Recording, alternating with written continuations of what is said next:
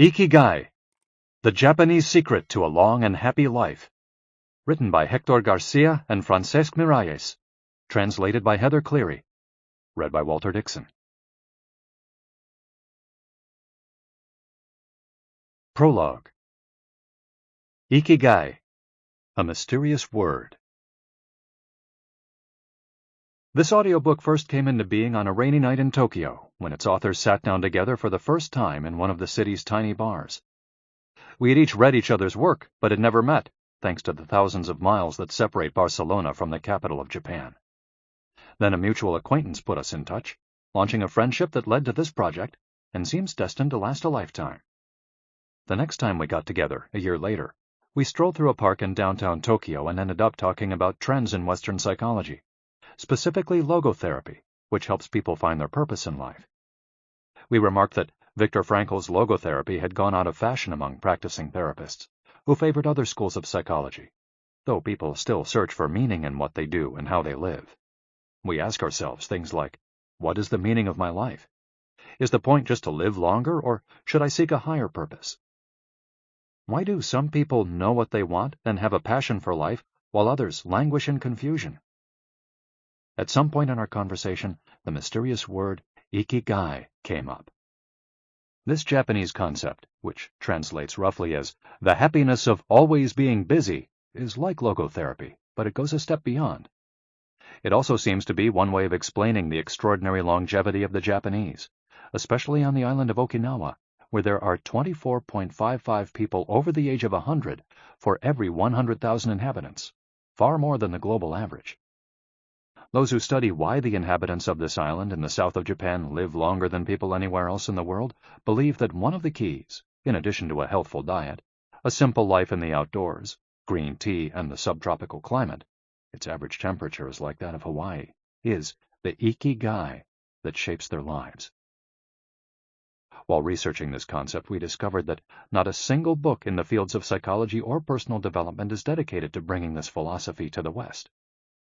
Is Ikigai the reason there are more centenarians in Okinawa than anywhere else? How does it inspire people to stay active until the very end? What is the secret to a long and happy life? As we explored the matter further, we discovered that one place in particular, Ogimi, a rural town on the north end of the island with a population of 3,000, boasts the highest life expectancy in the world, a fact that has earned it the nickname of the Village of Longevity. Okinawa is where most of Japan's shikuwasa, a lime-like fruit that packs an extraordinary antioxidant punch, comes from. Could that be Ogimi's secret to long life? Or is it the purity of the water used to brew its moringa tea?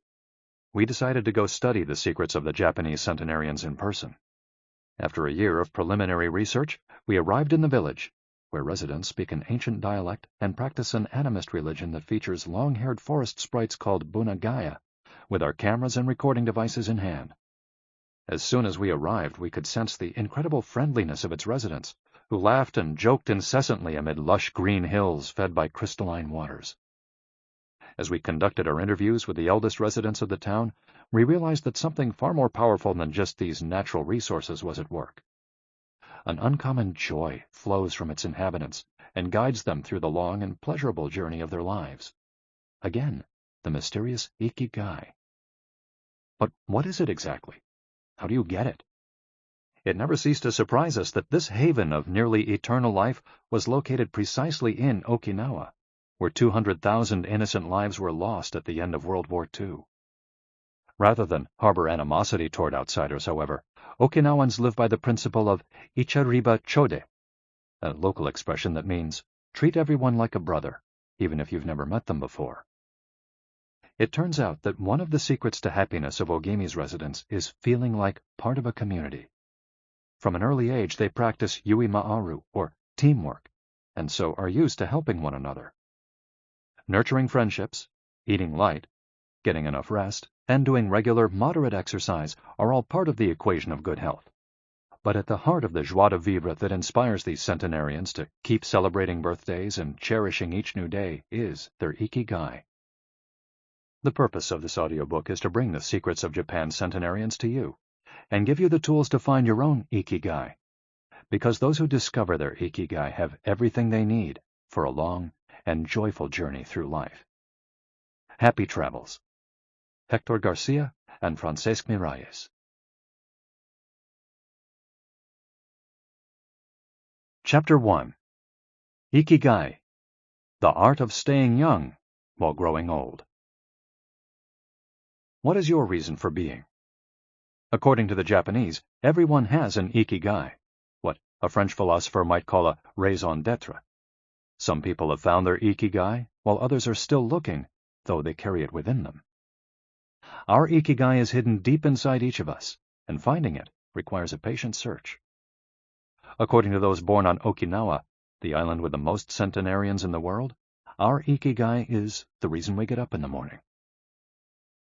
Ikigai can be described as the common ground you find between what you're good at, what you love, what the world needs, and what you can be paid for.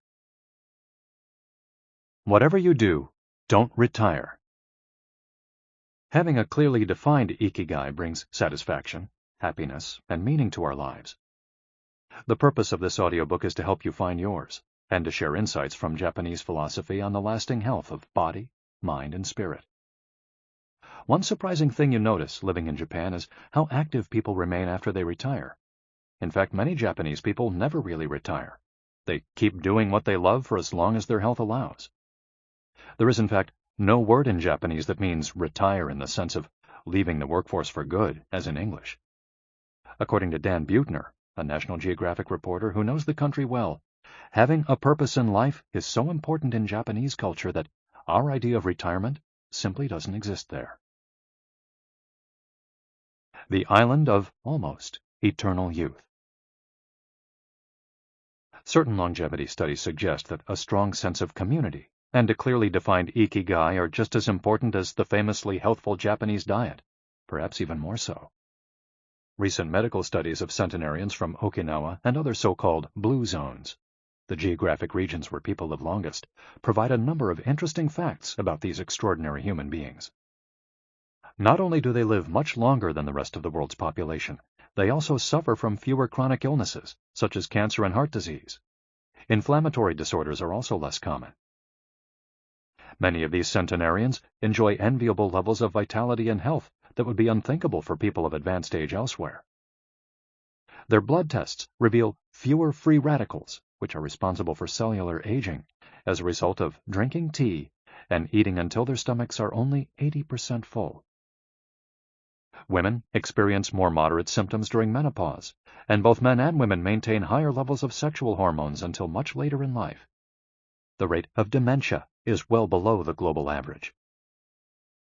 Though we'll consider each of these findings over the course of the audiobook, research clearly indicates that the Okinawans' focus on ikigai gives a sense of purpose to each and every day and plays an important role in their health and longevity.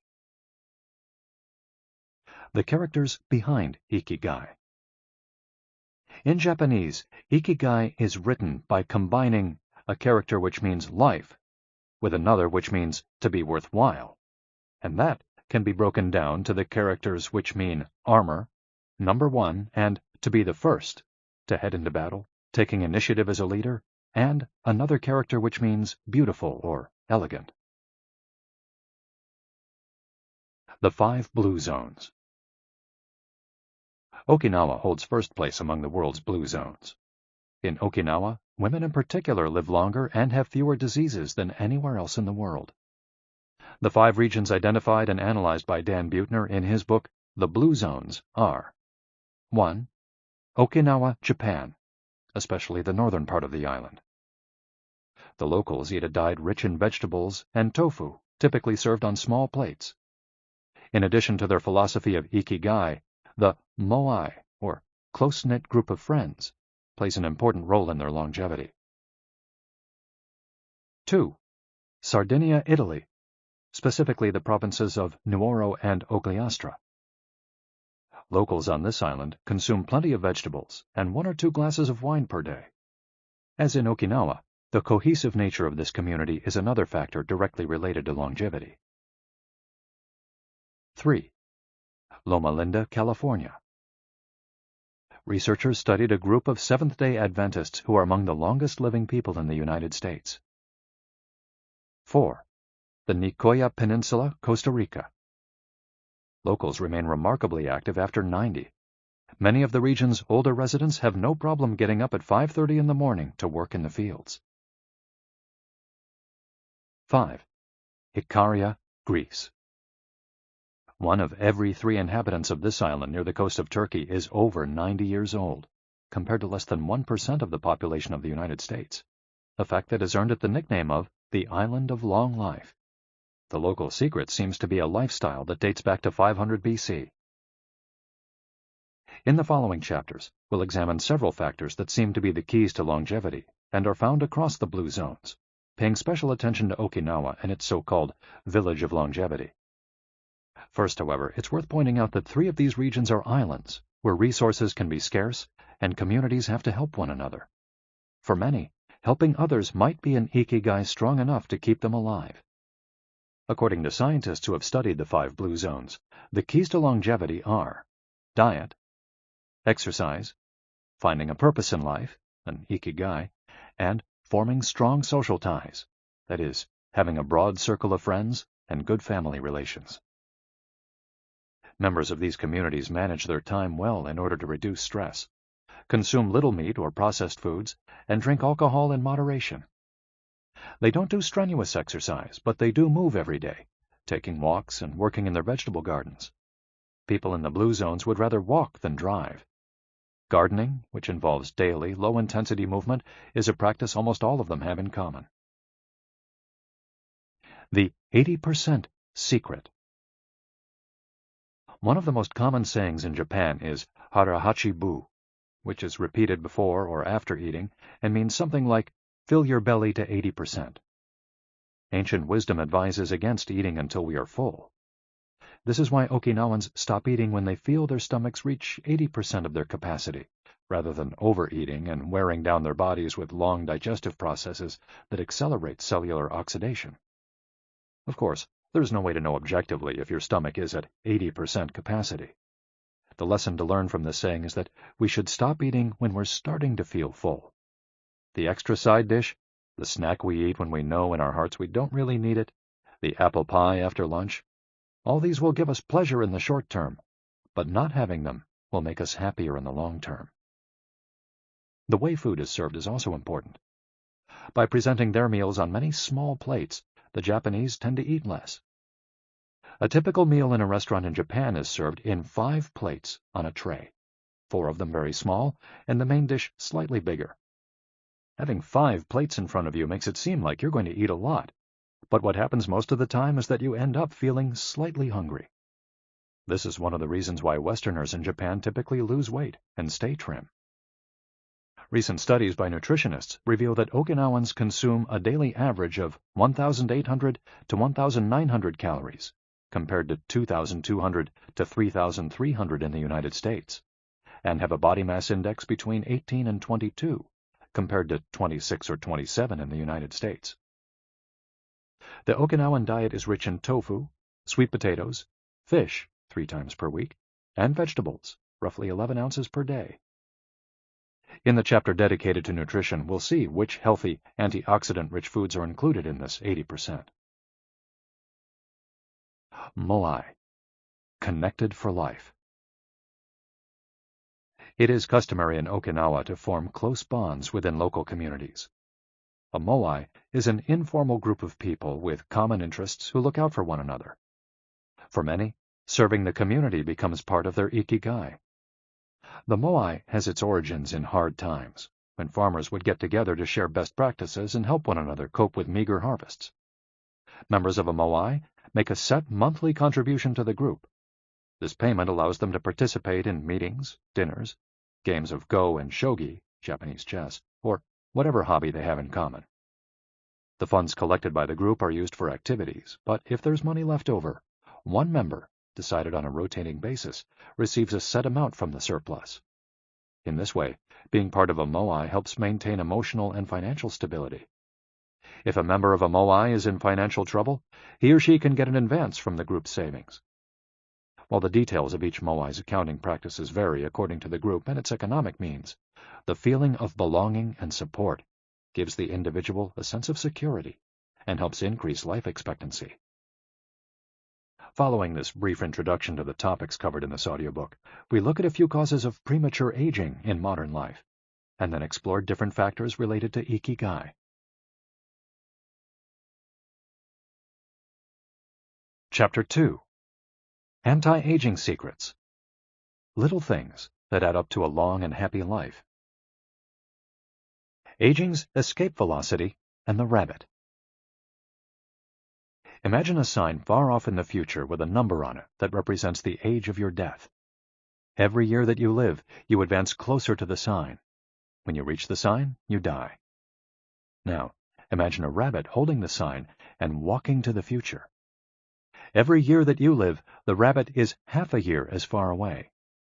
After a while, you will reach the rabbit and die. But what if the rabbit could walk at a pace of 1 year for every year of your life? You would never be able to catch the rabbit, and therefore you would never die. The speed at which the rabbit walks to the future is our technology. The more we advance technology and knowledge of our bodies, the faster we can make the rabbit walk. Aging's escape velocity is the moment at which the rabbit walks at a pace of 1 year per year or faster, and we become immortal. Aging's escape velocity. For more than a century, we've managed to add an average of 0.3 years to our life expectancy every year. But what would happen if we had the technology to add a year of life expectancy every year? In theory, we would achieve biological immortality, having reached aging's escape velocity. Researchers with an eye to the future, such as Ray Kurzweil and Aubrey de Grey, claim that we'll reach this escape velocity in a matter of decades. Other scientists are less optimistic, predicting that we'll reach a limit, a maximum age we won't be able to surpass no matter how much technology we have. For example, some biologists assert that our cells stop regenerating after about 120 years. Active mind, youthful body. There is much wisdom in the classic saying, mens sana in corpore sano, a sound mind and a sound body. It reminds us that both mind and body are important, and that the health of one is connected to that of the other. It's been shown that maintaining an active, adaptable mind is one of the key factors in staying young. Having a youthful mind also drives you toward a healthy lifestyle that will slow the aging process. Just as a lack of physical exercise has negative effects on our bodies and mood, a lack of mental exercise is bad for us, because it causes our neurons and neural connections to deteriorate, and as a result, reduces our ability to react to our surroundings. This is why it's so important to give your brain a workout. One pioneer in advocating for mental exercise is the Israeli neuroscientist Shlomo Breznitz, who argues that the brain needs a lot of stimulation in order to stay in shape. As he stated in an interview with Edward Punset for the Spanish television program Redis, there is a tension between what is good for someone and what they want to do. This is because people, especially older people, like to do things as they've always done them. The problem is that when the brain develops ingrained habits, it doesn't need to think anymore. Things get done quickly and efficiently on automatic pilot, often in a very advantageous way. This creates a tendency to stick to routines, and the only way of breaking these is to confront the brain with new information. Presented with new information, the brain creates new connections and is revitalized. This is why it's so important to expose yourself to change, even if stepping outside your comfort zone means feeling a bit of anxiety. The effects of mental training have been scientifically demonstrated. According to Collins Hemingway and Shlomo Breznitz in their book Maximum Brain Power, Challenging the Brain for Health and Wisdom, mental training is beneficial on many levels. You begin exercising your brain by doing a certain task for the first time, he writes, and at first it seems very difficult, but as you learn how to do it, the training is already working. The second time you realize that it's easier, not harder to do because you're getting better at it. This has a fantastic effect on a person's mood. In and of itself, it's a transformation that affects not only the results obtained, but also his or her self-image. This description of a mental workout might sound a bit formal, but simply interacting with others, playing a game, for example, offers new stimuli and helps prevent the depression that can come with solitude. Our neurons start to age while we're still in our 20s. This process is slowed, however, by intellectual activity, curiosity, and a desire to learn. Dealing with new situations, learning something new every day, playing games, and interacting with other people seem to be essential for anti-aging strategies for the mind. Furthermore, a more positive outlook in this regard will yield greater mental benefits. Stress, accused of killing longevity. Many people seem older than they are.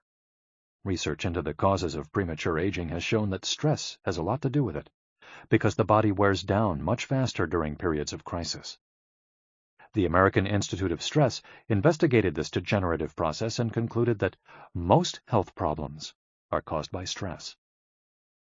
Researchers at the Heidelberg University Hospital conducted a study in which they subjected a young doctor to a job interview, which they made even more stressful by forcing him to solve complex math problems for 30 minutes. Afterward, they took a blood sample.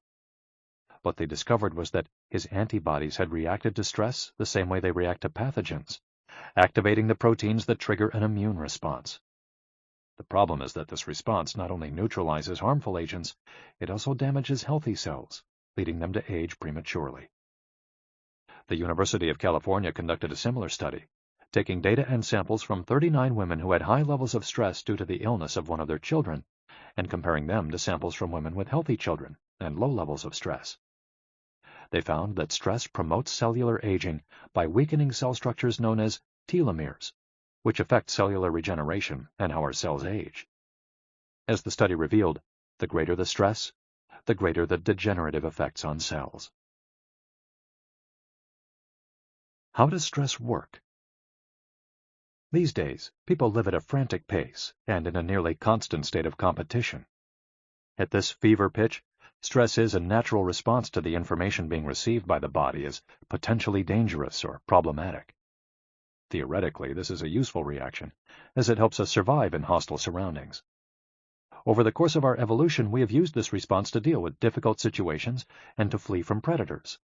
The alarm that goes off in our head makes our neurons activate the pituitary gland, which produces hormones that release corticotropin, which in turn circulates through the body via the sympathetic nervous system.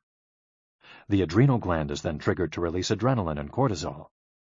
Adrenaline raises our respiratory rate and pulse and prepares our muscles for action, getting the body ready to react to perceived danger, while cortisol increases the release of dopamine and blood glucose, which is what gets us charged up and allows us to face challenges. These processes are, in moderation, beneficial. They help us overcome challenges in our daily lives. Nonetheless, the stress to which human beings are subjected today is clearly harmful. Compare the lives of cave dwellers with modern humans. Cave dwellers were relaxed most of the time. Modern humans work most of the time and are alert to any and all threats. Cave dwellers felt stress only in very specific situations.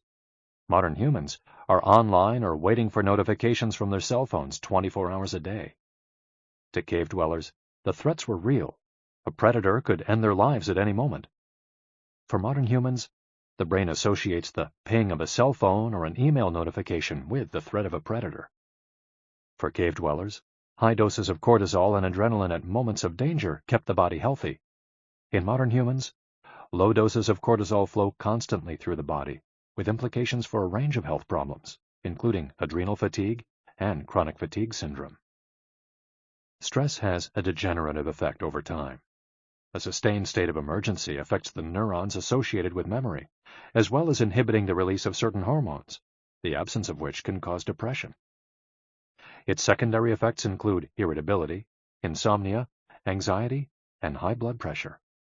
As such, though challenges are good for keeping mind and body active, we should adjust our high-stress lifestyles in order to avoid the premature aging of our bodies. Be mindful about reducing stress. Whether or not the threats we perceive are real, stress is an easily identifiable condition that not only causes anxiety, but is also highly psychosomatic, affecting everything from our digestive system to our skin. This is why prevention is so important in avoiding the toll that stress takes on us, and why many experts recommend practicing mindfulness. The central premise of this stress reduction method is focusing on the self. Noticing our responses, even if they are conditioned by habit, in order to be fully conscious of them. In this way, we connect with the here and now and limit thoughts that tend to spiral out of control. We have to learn to turn off the autopilot that's steering us in an endless loop. We all know people who snack while talking on the phone or watching the news. You ask them if the omelet they just ate had an onion in it, and they can't tell you, says Roberto Alcibar, who abandoned his fast-paced life to become a certified instructor of mindfulness after an illness threw him into a period of acute stress. One way to reach such a state of mindfulness is through meditation, which helps filter the information that reaches us from the outside world. It can also be achieved through breathing exercises, yoga, and body scans. Achieving mindfulness involves a gradual process of training, but with a bit of practice, we can learn to focus our mind completely, which reduces stress and helps us live longer. A little stress is good for you. While sustained, intense stress is a known enemy of longevity and both mental and physical health, low levels of stress have been shown to be beneficial.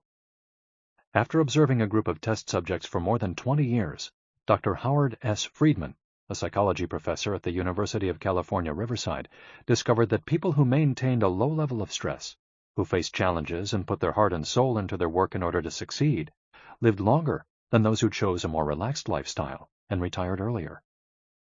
From this, he concluded that a small dose of stress is a positive thing, as those who live with low levels of stress tend to develop healthier habits, smoke less, and drink less alcohol.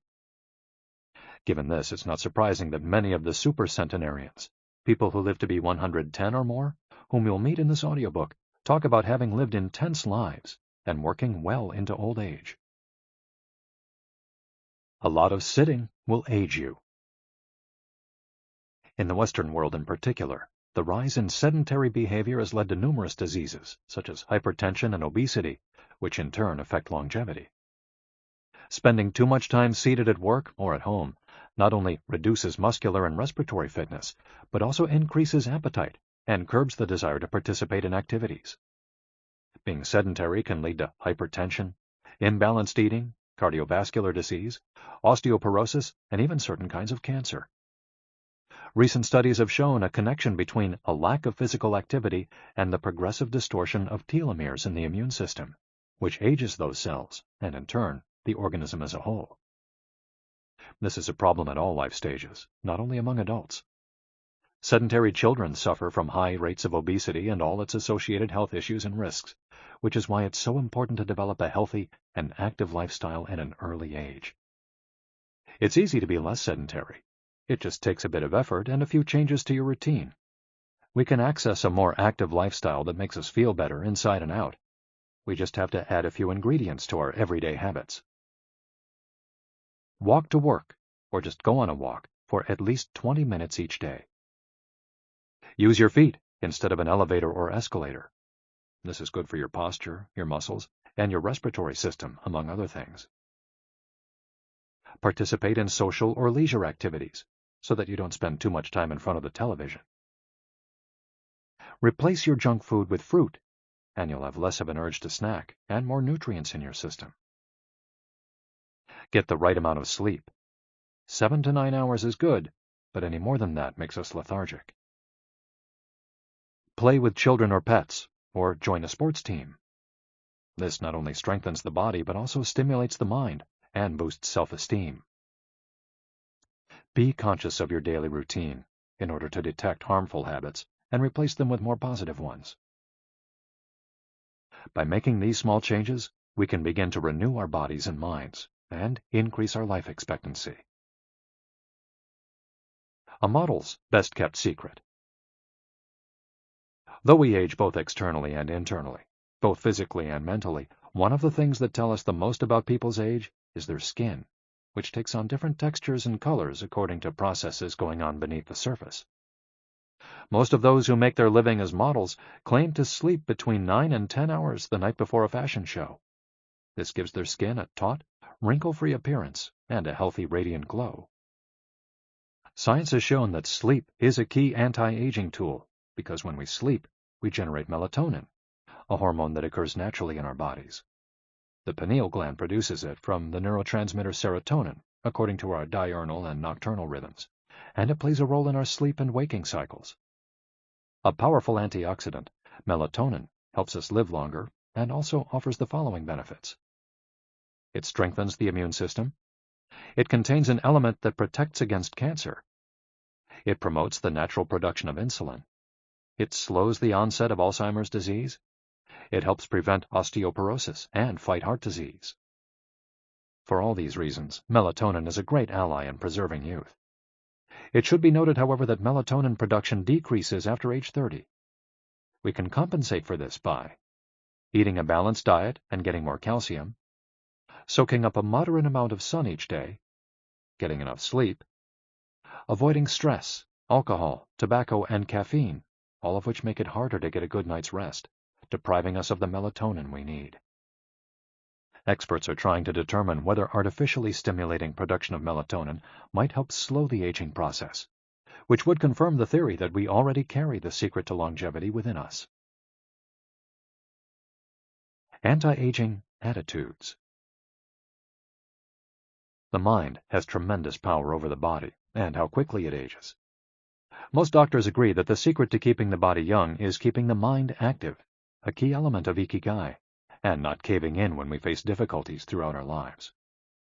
One study, conducted at Yeshiva University, found that the people who live the longest have two dispositional traits in common: a positive attitude and a high degree of emotional awareness.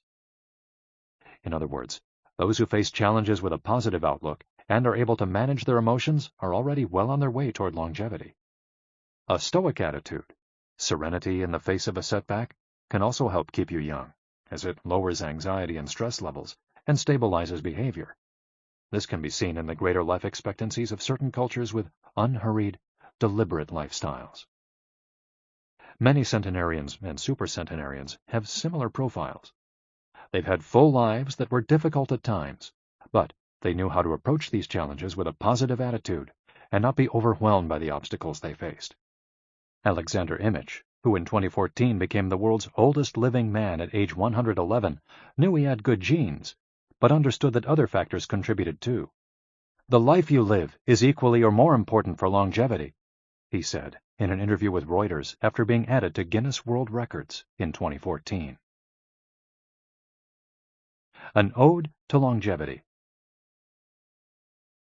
During our stay in Ogimi, the village that holds the Guinness record for longevity, a woman who was about to turn 100 years old sang the following song for us in a mixture of Japanese and the local dialect. "To keep healthy and have a long life, eat just a little of everything with relish. Go to bed early, get up early, and then go out for a walk. We live each day with serenity, and we enjoy the journey. To keep healthy and have a long life, we get on well with all our friends. Spring, summer, fall, winter, we happily enjoy all the seasons. The secret is not to get distracted by how old the fingers are, from the fingers to the head and back once again. If you keep moving with your fingers working, 100 years will come to you." We can now use our fingers to play the next chapter, where we'll look at the close relationship between longevity and discovering our life's mission. Chapter 3. From Logotherapy to Ikigai. How to live longer and better by finding your purpose. What is logotherapy? A colleague once asked Viktor Frankl to define his school of psychology in a single phrase, to which Frankl replied, "Well, in logotherapy, the patient sits up straight and has to listen to things that are, on occasion, hard to hear." The colleague had just described psychoanalysis to him in the following terms. "In psychoanalysis, the patient lies down on a couch and tells you things that are, on occasion, hard to say." Frankl explains that one of the first questions he would ask his patients was, "Why do you not commit suicide?" Usually the patient found good reasons not to and was able to carry on. What then does logotherapy do? The answer is pretty clear. It helps you find reasons to live. Logotherapy pushes patients to consciously discover their life's purpose in order to confront their neuroses. Their quest to fulfill their destiny then motivates them to press forward, breaking the mental chains of the past and overcoming whatever obstacles they encounter along the way. Something to live for. A study conducted by Frankl in his Vienna clinic found that among both patients and personnel, around 80% believed that human beings needed a reason for living, and around 60% felt they had someone or something in their lives worth dying for. The search for meaning. The search for purpose became a personal driving force that allowed Frankl to achieve his goals. The process of logotherapy can be summarized in these 5 steps. 1. A person feels empty, frustrated, or anxious. 2. The therapist shows him that what he is feeling is the desire to have a meaningful life. 3. The patient discovers his life's purpose at that particular point in time. 4. Of his own free will, the patient decides to accept or reject that destiny. 5. This newfound passion for life helps him overcome obstacles and sorrows. Frankl himself would live and die for his principles and ideals. His experiences as a prisoner at Auschwitz showed him that everything can be taken from a man but one thing, the last of the human freedoms, to choose one's attitude in any given set of circumstances, to choose one's own way. It was something he had to go through alone, without any help, and it inspired him for the rest of his life. 10 differences between psychoanalysis and logotherapy. Psychoanalysis: the patient reclines on a couch, like a patient. Logotherapy: the patient sits facing the therapist, who guides him or her without passing judgment. Psychoanalysis is retrospective, it looks to the past. Logotherapy looks toward the future. Psychoanalysis is introspective, it analyzes neuroses. Logotherapy does not delve into the patient's neuroses. In psychoanalysis, the drive is toward pleasure.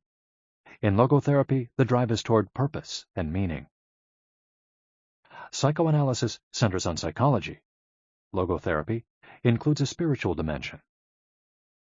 Psychoanalysis works on psychogenic neuroses. Logotherapy also works on noogenic or existential neuroses. Psychoanalysis analyzes the unconscious origin of conflicts, instinctual dimension. Logotherapy deals with conflicts when and where they arise, spiritual dimension. Psychoanalysis limits itself to the patient's instincts. Logotherapy also deals with spiritual realities. Psychoanalysis is fundamentally incompatible with faith. Logotherapy is compatible with faith. Psychoanalysis seeks to reconcile conflicts and satisfy impulses and instincts. Logotherapy seeks to help the patient find meaning in his life and satisfy his moral principles. Fight for yourself. Existential frustration arises when our life is without purpose or when that purpose is skewed. In Frankl's view, however, there's no need to see this frustration as an anomaly or a symptom of neurosis. Instead, it can be a positive thing, a catalyst for change. Logotherapy does not see this frustration as mental illness, the way other forms of therapy do, but rather as spiritual anguish, a natural and beneficial phenomenon that drives those who suffer from it to seek a cure, whether on their own or with the help of others, and in so doing, find greater satisfaction in life. It helps them change their own destiny. Logotherapy enters the picture if a person needs help doing this, if he needs guidance in discovering his life's purpose, and later in overcoming conflict so he can keep moving towards his objective. In Man's Search for Meaning, Frankl cites one of Nietzsche's famous aphorisms: "He who has a why to live can bear with almost any how." Based on his own experience, Frankl believed that our health depends on that natural tension that comes from comparing what we've accomplished so far with what we'd like to achieve in the future. What we need, then, is not a peaceful existence, but a challenge we can strive to meet by applying all the skills at our disposal. Existential crisis, on the other hand, is typical of modern societies in which people do what they're told to do or what others do, rather than what they want to do. They often try to fill the gap between what is expected of them and what they want for themselves with economic power or physical pleasure, or by numbing their senses. It can even lead to suicide. Sunday neurosis, for example, is what happens when Without the obligations and commitments of the work week, the individual realizes how empty he is inside. He has to find a solution.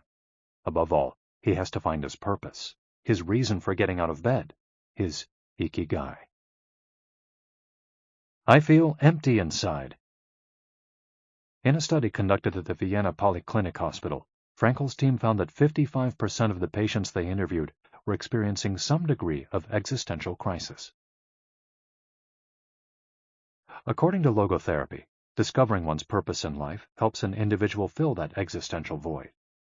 Frankl, a man who faced his problems and turned his objectives into actions, could look back on his life in peace as he grew old. He did not have to envy those still enjoying their youth, because he had amassed a broad set of experiences that showed he had lived for something. Better living through logotherapy. A few key ideas. We don't create the meaning of our life, as Sartre claimed. We discover it. We each have a unique reason for being, which can be adjusted or transformed many times over the years.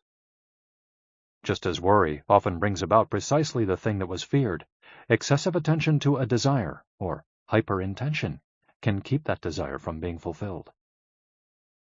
Humor can help break negative cycles and reduce anxiety. We all have the capacity to do noble or terrible things. The side of the equation we end up on depends on our decisions, not on the condition in which we find ourselves. In the following case studies, we'll look at 4 cases from Frankel's own practice in order to better understand the search for meaning and purpose. Case study: Viktor Frankl. In German concentration camps, as in those that would later be built in Japan and Korea, psychiatrists confirmed that the prisoners with the greatest chance of survival were those who had things they wanted to accomplish outside the camp, those who felt a strong need to get out of there alive. This was true of Frankl, who, after being released and successfully developing the school of logotherapy, realized he had been the first patient of his own practice. Frankl had a goal to achieve, and it made him persevere. He arrived at Auschwitz carrying a manuscript that contained all the theories and research he compiled over the course of his career, ready for publication. When it was confiscated, he felt compelled to write it all over again. And that need drove him, and gave his life meaning amid the constant horror and doubt of the concentration camp. So much so that over the years, and especially when he fell ill with typhus, he would jot down fragments and key words from the lost work on any scrap of paper he found. Case study: The American Diplomat. An important North American diplomat went to Frankl to pick up where he left off with a course of treatment he had started 5 years earlier in the United States.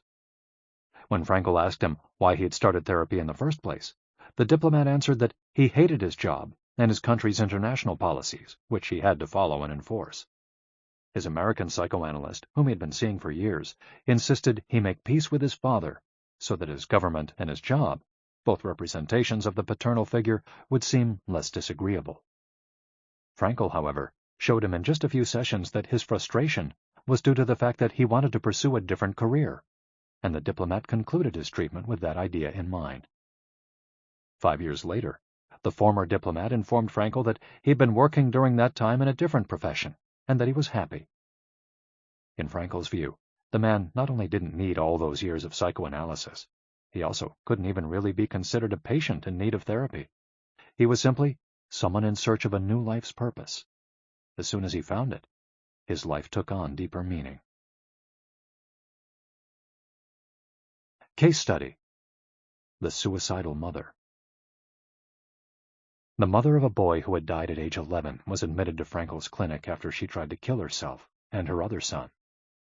It was this other son, paralyzed since birth, who kept her from carrying out her plan. He did believe his life had a purpose, and if his mother killed them both, it would keep him from achieving his goals. The woman shared her story in a group session. To help her, Frankl asked another woman to imagine a hypothetical situation in which she lay on her deathbed, old and wealthy, but childless. The woman insisted that, in that case, she would have felt her life had been a failure. When the suicidal mother was asked to perform the same exercise, Imagining herself on her deathbed, she looked back and realized that she had done everything in her power for her children, for both of them. She had given her paralyzed son a good life, and he had turned into a kind, reasonably happy person. To this she added, crying, "As for myself, I can look back peacefully on my life, for I can say my life was full of meaning, and I have tried hard to live it fully. I have done my best. I have done my best for my son. My life was no failure." In this way, by imagining herself on her deathbed and looking back, the suicidal mother found the meaning that, though she was not aware of it, her life already had. Case study: The Grief-Stricken Doctor. An elderly doctor, unable to overcome the deep depression into which he'd fallen after the death of his wife 2 years earlier, went to Frankl for help.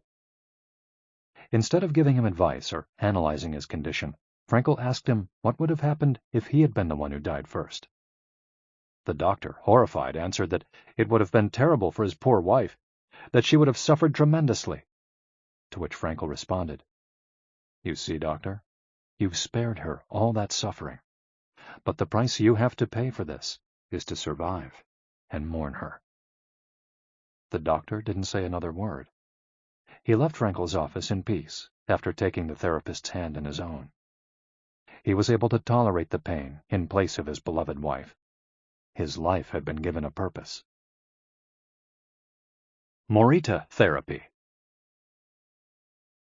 In the same decade that logotherapy came into being, a few years earlier in fact, Shoma Morita created his own purpose-centered therapy in Japan.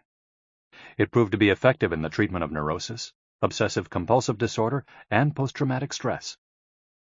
In addition to being a psychotherapist, Shoma Morita was a Zen Buddhist, and his therapy left a lasting spiritual mark on Japan. Many Western forms of therapy focus on controlling or modifying the patient's emotions. In the West, we tend to believe that what we think influences how we feel, which in turn influences how we act. In contrast, Morita therapy focuses on teaching patients to accept their emotions without trying to control them, since their feelings will change as a result of their actions. In addition to accepting the patient's emotions, Morita therapy seeks to create new emotions on the basis of actions. According to Morita, these emotions are learned through experience and repetition. Morita therapy is not meant to eliminate symptoms.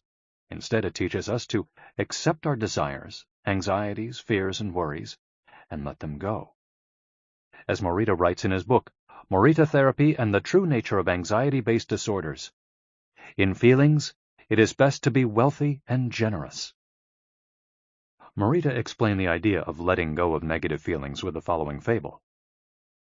A donkey that is tied to a post by a rope will keep walking around the post in an attempt to free itself, only to become more immobilized and attached to the post. The same thing applies to people with obsessive thinking, who become more trapped in their own suffering when they try to escape from their fears and discomfort. The basic principles of Morita therapy. 1. Accept your feelings. If we have obsessive thoughts, we should not try to control them or get rid of them. If we do, they become more intense. Regarding human emotions, the Zen master would say, if we try to get rid of one wave with another, we end up with an infinite sea. We don't create our feelings. They simply come to us, and we have to accept them. The trick is welcoming them. Morita likened emotions to the weather. We can't predict or control them. We can only observe them. To this point, he often quoted the Vietnamese monk Thich Nhat Hanh, who would say, "Hello, solitude. How are you today? Come, sit with me, and I will care for you." 2. Do what you should be doing.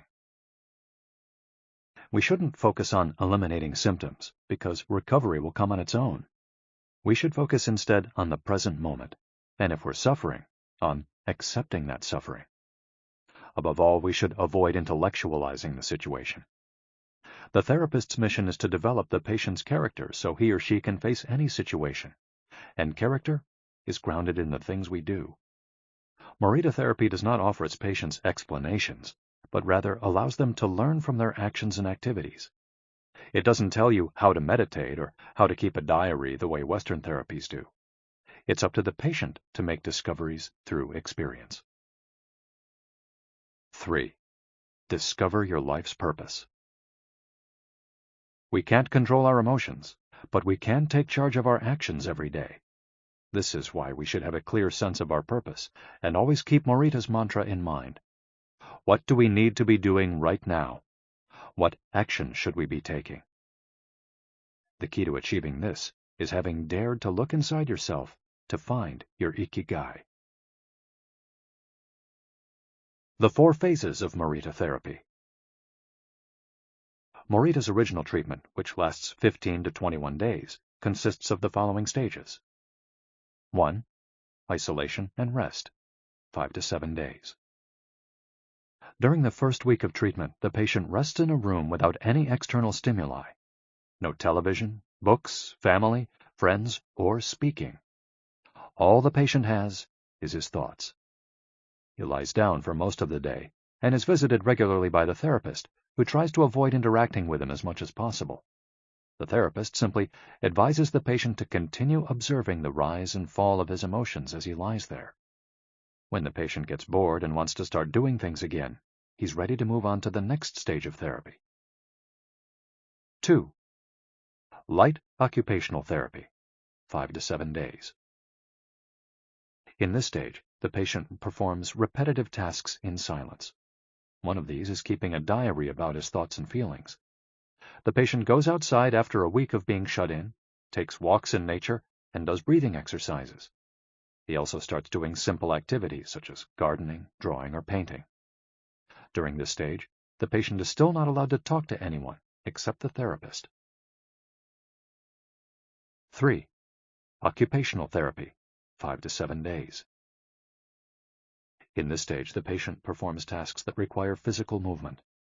Dr. Morita liked to take his patients to the mountains to chop wood. In addition to physical tasks, the patient is also immersed in other activities such as writing, painting, or making ceramics. The patient can speak with others at this stage, but only about the tasks at hand. 4. The return to social life and the real world. The patient leaves the hospital and is reintroduced to social life, but maintains the practices of meditation and occupational therapy developed during treatment. The idea is to re-enter society as a new person, with a sense of purpose, and without being controlled by social or emotional pressures. Nikan meditation. Morita was a great Zen master of Nikan introspective meditation. Much of his therapy draws on his knowledge and mastery of this school, which centers on 3 questions the individual must ask him or herself. 1. What have I received from person X? 2. What have I given to person X? 3. What problems have I caused person X? Through these reflections, we stop identifying others as the cause of our problems and deepen our own sense of responsibility.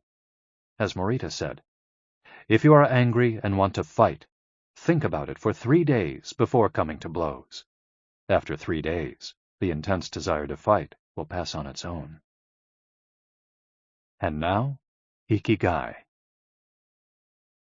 Logotherapy and Morita therapy are both grounded in a personal, unique experience that you can access without therapists or spiritual retreats. The mission of finding your Ikigai, your existential fuel. Once you find it, it's only a matter of having the courage and making the effort to stay on the right path. In the following chapters, we'll take a look at the basic tools you'll need to get moving along that path. Finding flow in the tasks you've chosen to do, eating in a balanced and mindful way, doing low-intensity exercise, and learning not to give in when difficulties arise. In order to do this, you have to accept that the world, like the people who live in it, is imperfect, but that it's still full of opportunities for growth and achievement. Are you ready to throw yourself into your passion, as if it were the most important thing in the world? Chapter 4. Find flow in everything you do. How to turn work and free time into spaces for growth. We are what we repeatedly do. Excellence, then, is not an act, but a habit. Aristotle. Going with the flow. Imagine you're skiing down one of your favorite slopes. Powdery snow flies up on both sides of you like white sand. Conditions are perfect. You are entirely focused on skiing as well as you can. You know exactly how to move at each moment. There is no future, no past. There is only the present. You feel the snow, your skis, your body, and your consciousness united as a single entity. You are completely immersed in the experience, not thinking about or distracted by anything else. Your ego dissolves, and you become part of what you're doing. This is the kind of experience Bruce Lee described with his famous, "Be water, my friend." We've all felt our sense of time vanish when we lose ourselves in an activity we enjoy. We start cooking, and before we know it, several hours have passed. We spend an afternoon with a book and forget about the world going by until we notice the sunset and realize we haven't eaten dinner. We go surfing and don't realize how many hours we've spent in the water until the next day, when our muscles ache. The opposite can also happen. When we have to complete a task we don't want to do, every minute feels like a lifetime, and we can't stop looking at our watch. As the quip attributed to Einstein goes, "Put your hand on a hot stove for a minute, and it seems like an hour. Sit with a pretty girl for an hour, and it seems like a minute." That is relativity. The funny thing is that someone else might really enjoy the same task, but we want to finish as quickly as possible. What makes us enjoy doing something so much that we forget about whatever worries we might have while we do it? When are we happiest? These questions can help us discover our Ikigai. The power of flow. These questions are also at the heart of psychologist Mihaly Csikszentmihalyi's research into the experience of being completely immersed in what we're doing. Csikszentmihalyi called this state flow and described it as the pleasure, delight, creativity, and process when we are completely immersed in life. There is no magic recipe for finding happiness, for living according to your Ikigai, but one key ingredient is the ability to reach this state of flow, and, through this state, have an optimal experience.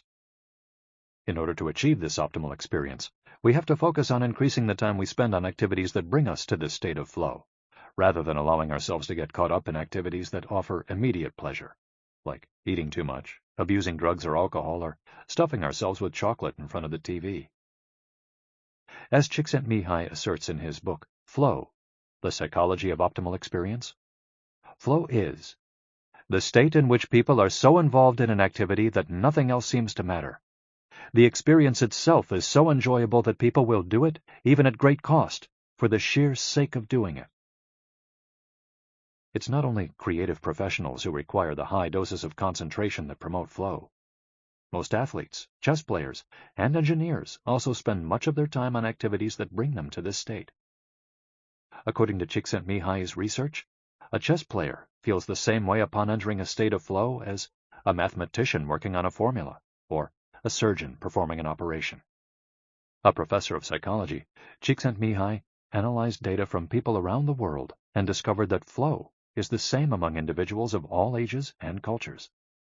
In New York and Okinawa, we all reach a state of flow in the same way. But what happens to our mind when we're in that state? When we flow, we're focused on a concrete task without any distractions. Our mind is in order. The opposite occurs when we try to do something while our mind is on other things. The 7 conditions for achieving flow. According to researcher Owen Schaffer of DePaul University, the requirements for achieving flow are 1. Knowing what to do. 2. Knowing how to do it. 3. Knowing how well you're doing. 4. Knowing where to go, where navigation is involved.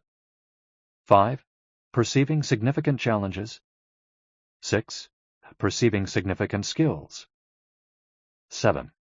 Being free from distractions. If you often find yourself losing focus while working on something you consider important, there are several strategies you can employ to increase your chances of achieving flow. Strategy number 1. Choose a difficult task, but not too difficult. Schaffer's model encourages us to take on tasks that we have a chance of completing, but that are slightly outside our comfort zone. Every task, sport or job, has a set of rules, and we need a set of skills to follow them. If the rules for completing a task or achieving a purpose are too basic relative to our skill set, we'll likely get bored. Activities that are too easy lead to apathy. If, on the other hand, we assign ourselves to a task that is too difficult, we won't have the skills to complete it and will almost certainly give up and feel frustrated to boot. The ideal is to find a middle path, something aligned with our abilities but just a bit of a stretch, so we experience it as a challenge. That's what Ernest Hemingway meant when he said, "Sometimes I write better than I can." We want to see challenges through to the end because we enjoy the feeling of pushing ourselves. Bertrand Russell expressed a similar idea when he said, "To be able to concentrate for a considerable amount of time is essential to difficult achievement." If you're a graphic designer, learn a new software program for your next project. If you're a programmer, use a new programming language. If you're a dancer, try to incorporate into your next routine a movement that has seemed impossible for years. Add a little something extra, something that takes you out of your comfort zone. Even doing something as simple as reading means following certain rules, having certain abilities and knowledge. If we set out to read a book on quantum mechanics for specialists in physics without being specialists in physics ourselves, we'll probably give up after a few minutes. On the other end of the spectrum, if we already know everything a book has to tell us, we'll get bored right away. However, if the book is appropriate to our knowledge and abilities and builds on what we already know, we'll immerse ourselves in our reading, and time will flow. This pleasure and satisfaction are evidence that we are in tune with our Ikigai. In summary, easy tasks lead to boredom, challenging tasks lead to flow, tasks beyond our abilities lead to anxiety. Strategy 2. Have a clear, concrete objective. Video games, played in moderation, board games, and sports are great ways to achieve flow because the objective tends to be very clear. Beat your rival or your own record while following a set of explicitly defined rules. Unfortunately, the objective isn't quite as clear in most situations. According to a study by Boston Consulting Group, when asked about their bosses, the #1 complaint of employees at multinational corporations is that they don't communicate the team's mission clearly, and that as a result, the employees don't know what their objectives are. What often happens, especially in big companies, is that the executives get lost in the details of obsessive planning, creating strategies to hide the fact that they don't have a clear objective. It's like heading out to sea with a map, but no destination. It's much more important to have a compass pointing to a concrete objective than to have a map. Joy Ito, director of the MIT Media Lab, encourages us to use the principle of compass over maps as a tool to navigate our world of uncertainty. In the book Whiplash, How to Survive Our Faster Future, he and Jeff Howe write, "In an increasingly unpredictable world moving ever more quickly, a detailed map may lead you deep into the woods at an unnecessarily high cost. A good compass, though, will always take you where you need to go. It doesn't mean that you should start your journey without any idea where you're going. What it does mean is understanding that while the path to your goal may not be straight, you'll finish faster and more efficiently than you would have if you had trudged along a pre-planned route." In business, the creative professions, and education alike, it's important to reflect on what we hope to achieve before starting to work, study, or make something. We should ask ourselves questions such as, what is my objective for today's session in the studio? How many words am I going to write today for the article coming out next month? What is my team's mission? How fast will I set the metronome tomorrow in order to play that sonata at an allegro tempo by the end of the week? Having a clear objective is important in achieving flow, but we also have to know how to leave it behind when we get down to business.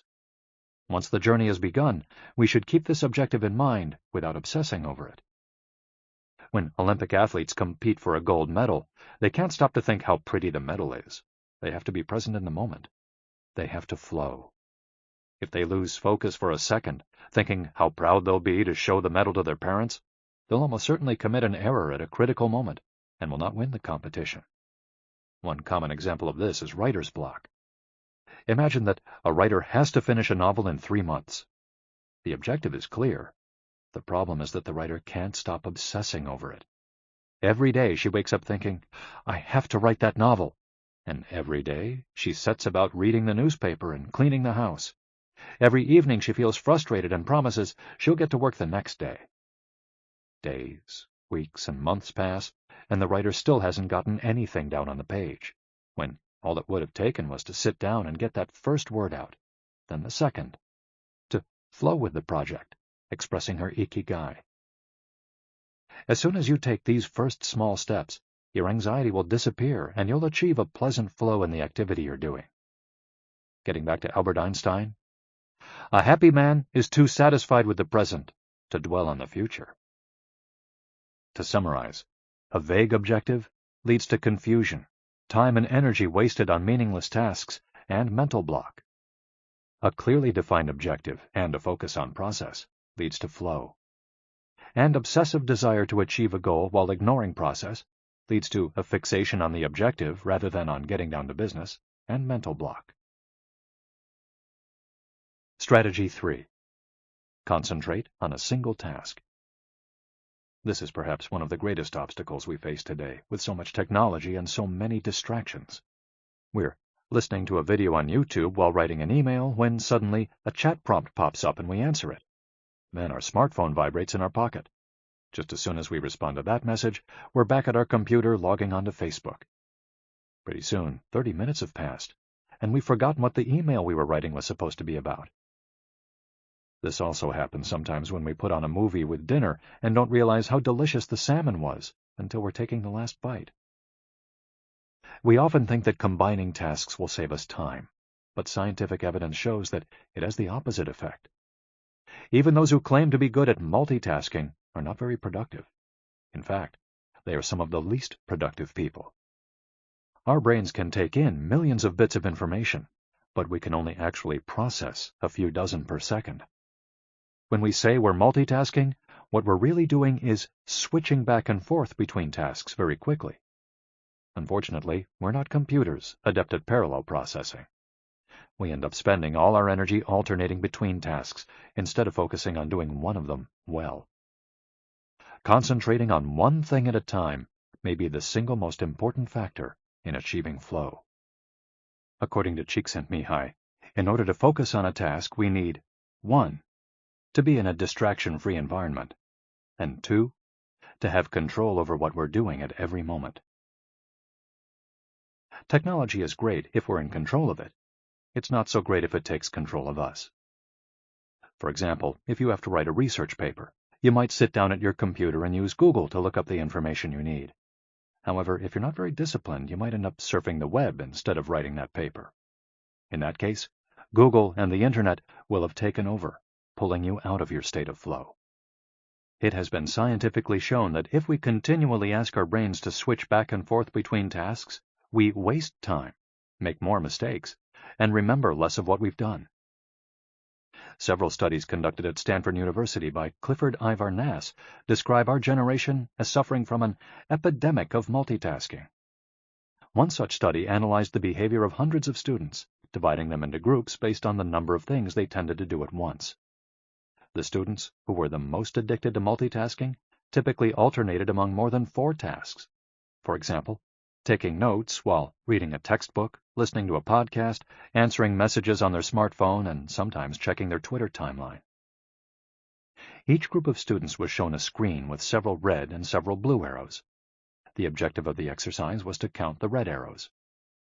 At first, all the students answered correctly right away, without much trouble. As the number of blue arrows increased, the number of red arrows stayed the same, only their position changed, however. The students accustomed to multitasking had serious trouble counting the red arrows in the time allotted, or as quickly as the students who did not habitually multitask, for one very simple reason. They got distracted by the blue arrows.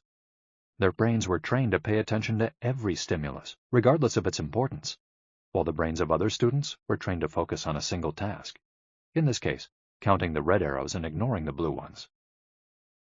Other studies indicate that working on several things at once lowers our productivity by at least 60% and our IQ by more than 10 points. One study funded by the Swedish Council for Working Life and Social Research found that a sample group of more than 4,000 young adults between the ages of 20 and 24 who were addicted to their smartphones got less sleep, felt less connected to their community at school, and were more likely to show signs of depression.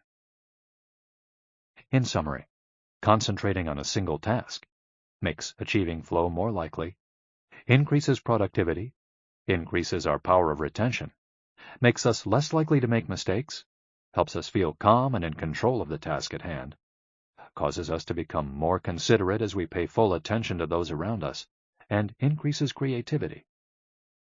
Multitasking makes achieving flow impossible, decreases productivity by 60%, though it doesn't seem to, makes it harder to remember things, makes us more likely to make mistakes, makes us feel stressed by the sensation that we're losing control, that our tasks are controlling us, causes us to hurt those around us through our addiction to stimuli, always checking our phones, always on social media, and reduces creativity. What can we do to avoid falling victim to this flow-impeding epidemic? How can we train our brains to focus on a single task? Here are a few ideas for creating a space and time free of distractions to increase our chances of reaching a state of flow, and thereby getting in touch with our Ikigai. Don't look at any kind of screen for the first hour you're awake and the last hour before you go to sleep. Turn off your phone before you achieve flow. There is nothing more important than the task you've chosen to do during this time. If this seems too extreme, enable the Do Not Disturb function, so only the people closest to you contact you in case of emergency. Designate one day of the week, perhaps a Saturday or Sunday, a day of technical fasting, making exceptions for e-readers without Wi-Fi or MP3 players. Go to a cafe that doesn't have Wi-Fi. Read and respond to email only once or twice per day. Define those times clearly and stick to them. Try the Pomodoro technique. Get yourself a kitchen timer. Some are made to look like a pomodoro or a tomato, and commit to working on a single task as long as it's running. The Pomodoro technique recommends 25 minutes of work and 5 minutes of rest for each cycle, but you can also do 50 minutes of work and 10 minutes of rest. Find the pace that's best for you. The most important thing is to be disciplined in completing each cycle. Start your work session with a ritual you enjoy, and end it with a reward. Train your mind to return to the present when you find yourself getting distracted. Practice mindfulness or another form of meditation. Go for a walk or a swim, whatever will help you get centered again. Work in a space where you will not be distracted. If you can't do this at home, go to a library, a cafe, or, if your task involves playing the saxophone, a music studio. If you find that your surroundings continue to distract you, keep looking until you find the right place. Divide each activity into groups of related tasks and assign each group its own place and time. For example, if you're writing a magazine article, you could do research and take notes at home in the morning, write in the library in the afternoon, and edit on the couch at night. Bundle routine tasks, such as sending out invoices, making phone calls, and so on, and do them all at once. A summary of the advantages of flow versus the disadvantages of distraction. A focused mind versus a wandering mind. Living in the present versus thinking about the past and the future.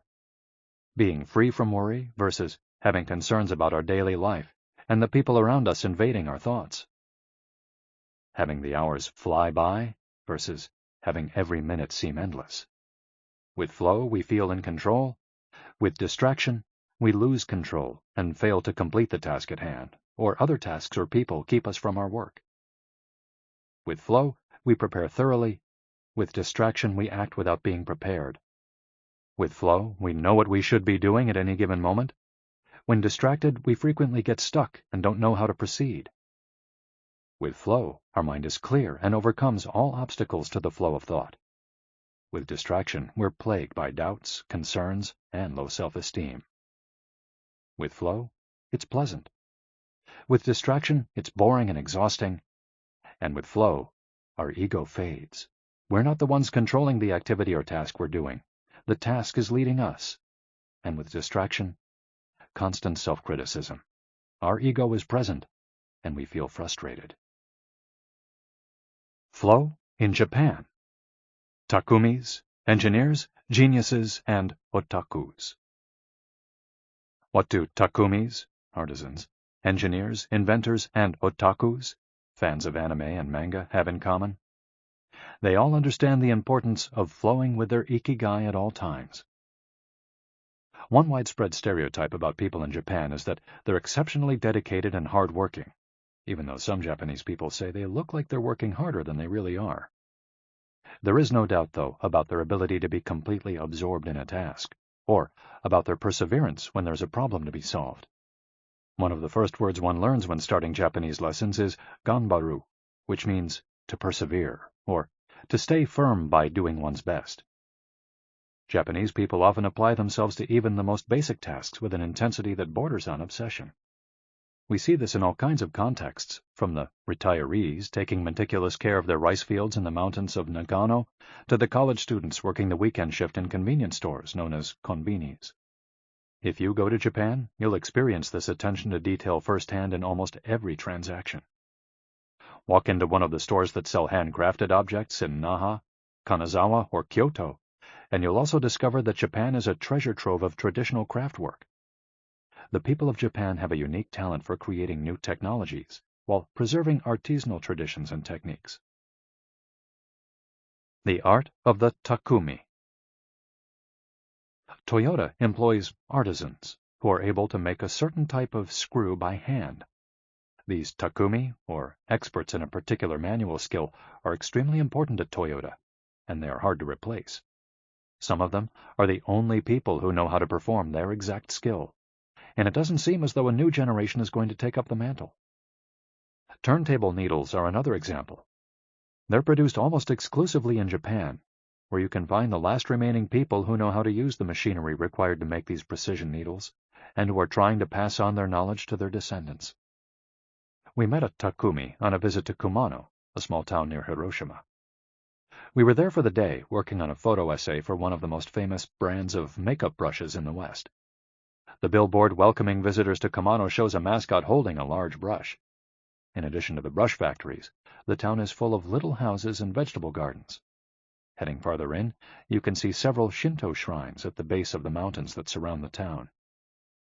We spent hours taking photos in factories full of people in orderly rows, each doing a single task, such as painting the handles of the brushes or loading boxes of them onto trucks, before we realized we still hadn't seen anyone actually putting bristles into the brush heads. After we asked about this and got the runaround several times, the president of one company agreed to show us how it was done. He led us out of the building and asked us to get into his car.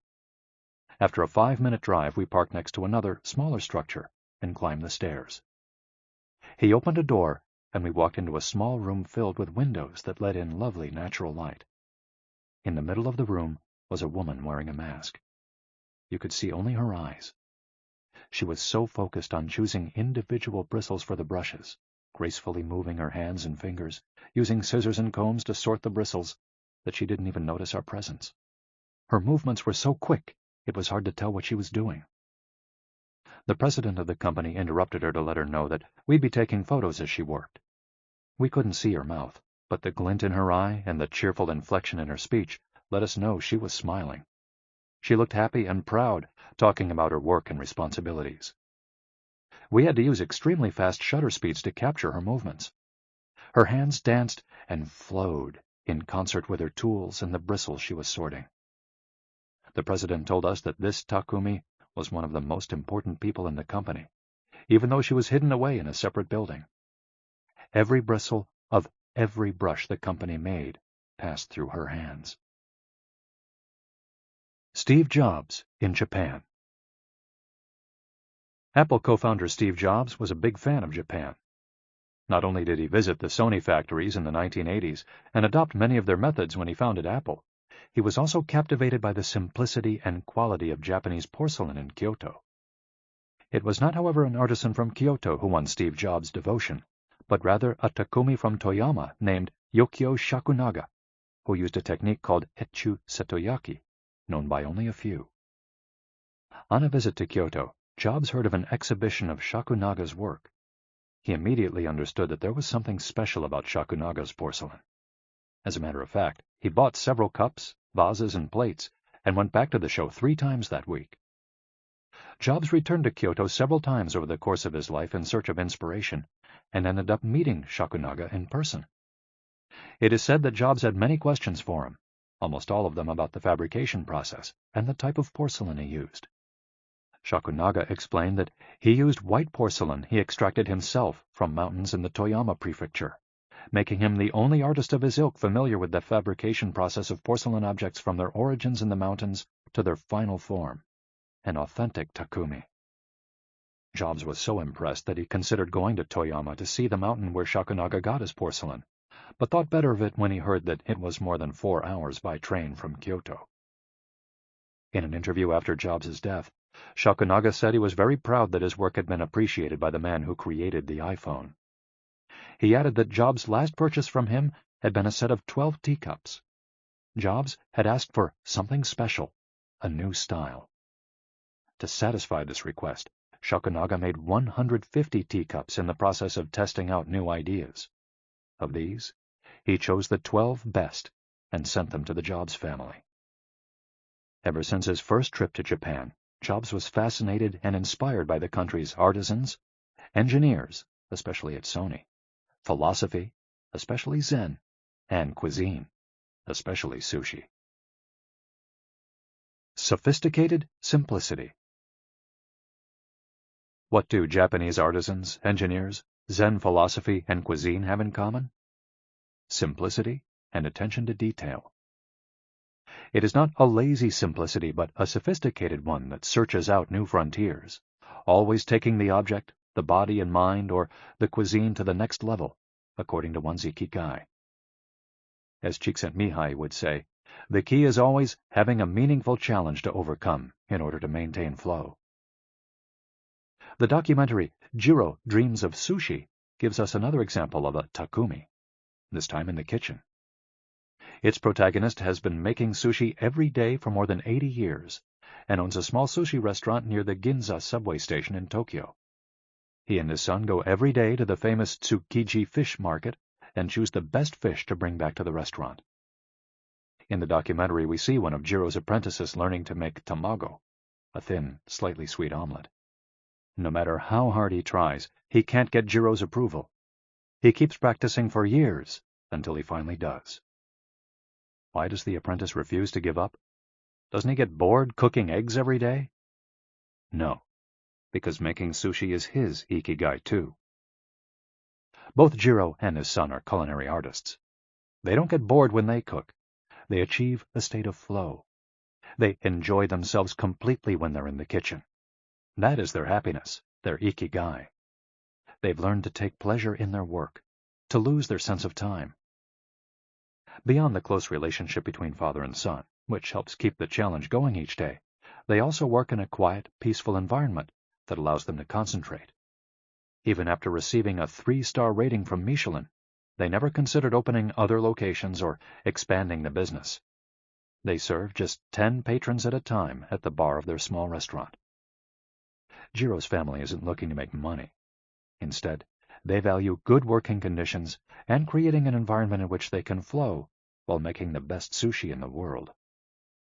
Jiro, like Yukio Shakunaga, begins his work at the source. He goes to the fish market to find the best tuna. Shakunaga goes to the mountains to find the best porcelain. When they get down to work, both become one with the object they are creating. This unity with the object that they reach in a state of flow takes on special meaning in Japan, where, according to Shintoism, forests, trees, and objects have a kami, spirit or god within them. When someone, whether an artist, an engineer, or a chef, sets out to create something, his or her responsibility is to use nature to give it life, while respecting that nature at every moment. During this process, the artisan becomes one with the object and flows with it.